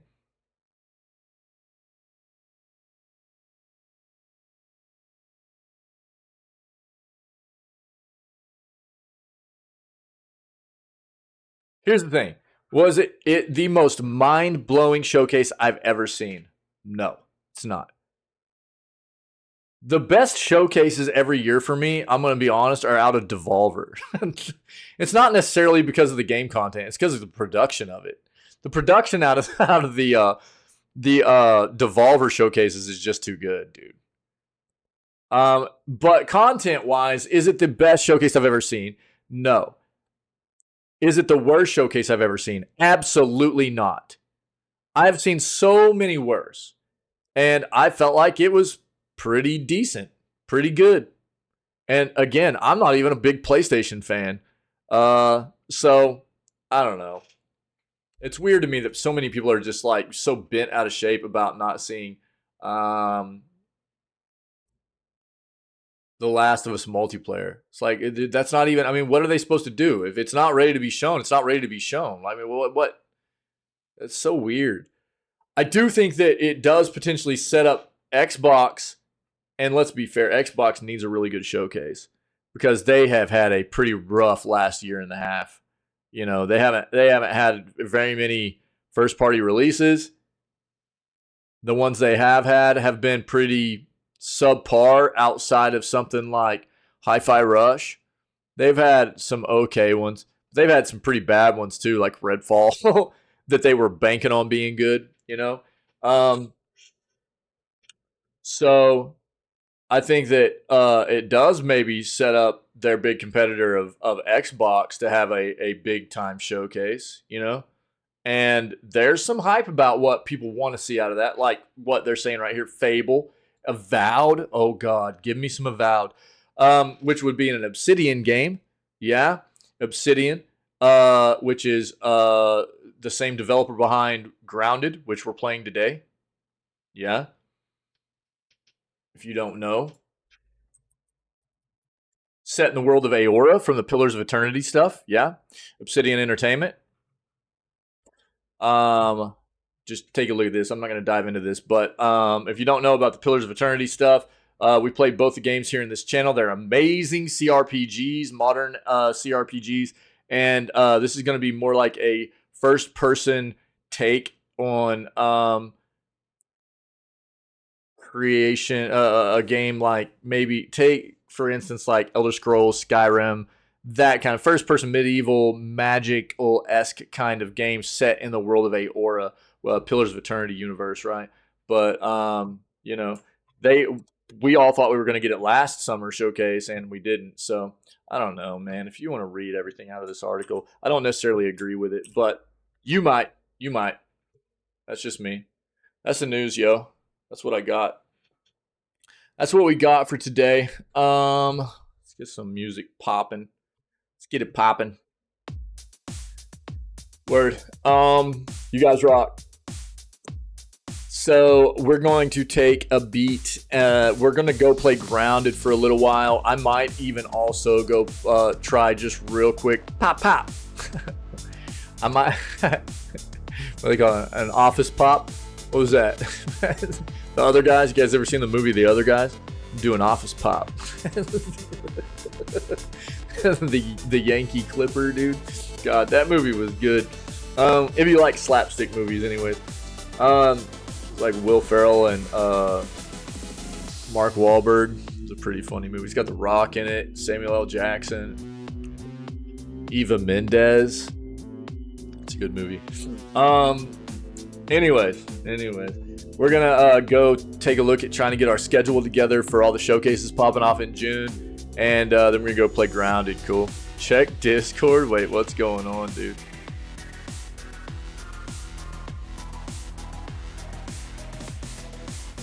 I'll read it after I segue out of here, dude. I'll read that after I segue out. So appreciate you guys. Good news segment. I don't know. We're gonna go do this schedule and then play some games. I'll probably try out Speed Freaks at the end of the day too. So that's they're playtesting Warhammer 40,000 Speed Freaks. It's like a vehicle. Think like Twisted Metal almost. Twisted Metal car battle arena kind of game. It's in a playtest version right now that you can get access to on Steam, and I've already downloaded it. You just got to request access through Steam. I got it right away. Me and Tinwin both did. So it's called Speed Freaks on Steam. I might try that out at the end of the day today. So if you're interested, go grab it and download it. We'll try it out at the end of the day. But other than that, I don't know if anybody's checking out this new segment. Or we've got all kinds of content out there on the YouTube channel. Previous video gaming news segments, clips from those news segments, video gaming playthroughs and clips from those playthroughs as well. Funny stuff that's happened, things like that. Just having good times here in the community. All that kind of stuff's out there on the YouTube. And If you are checking out any of that content and this as well, and you're enjoying it, then come hang out with myself, the rest of the amazing people that are part of our community here whenever we go live at 6 a.m. CST, 6 days a week now, besides Wednesdays. Wednesdays are going to be a day off moving forward, so that's a change for us. We used to be we've been 7 days a week for a long time now, but I'm going to start taking a little bit more time to focus on trying to get some more things done for the community here and the stream and everything. So for at least a little while moving forward, we're going to be taking Wednesdays off, okay? But 6 days a week, so every day outside of Wednesday, we'll start off at 6 a.m. CST, do video gaming news before we jump into whatever gaming content we have planned for the rest of the day. And we usually go for about 8 to 10 hours a day of just having fun, hanging out together, and enjoying the world of video games. So we would love to have more people that enjoy those same things come be a part of what we do, man. Other than that, man, stay healthy, stay safe, be kind to one another, and we will catch everybody tomorrow morning for May 29th edition of Video Gaming News. All right.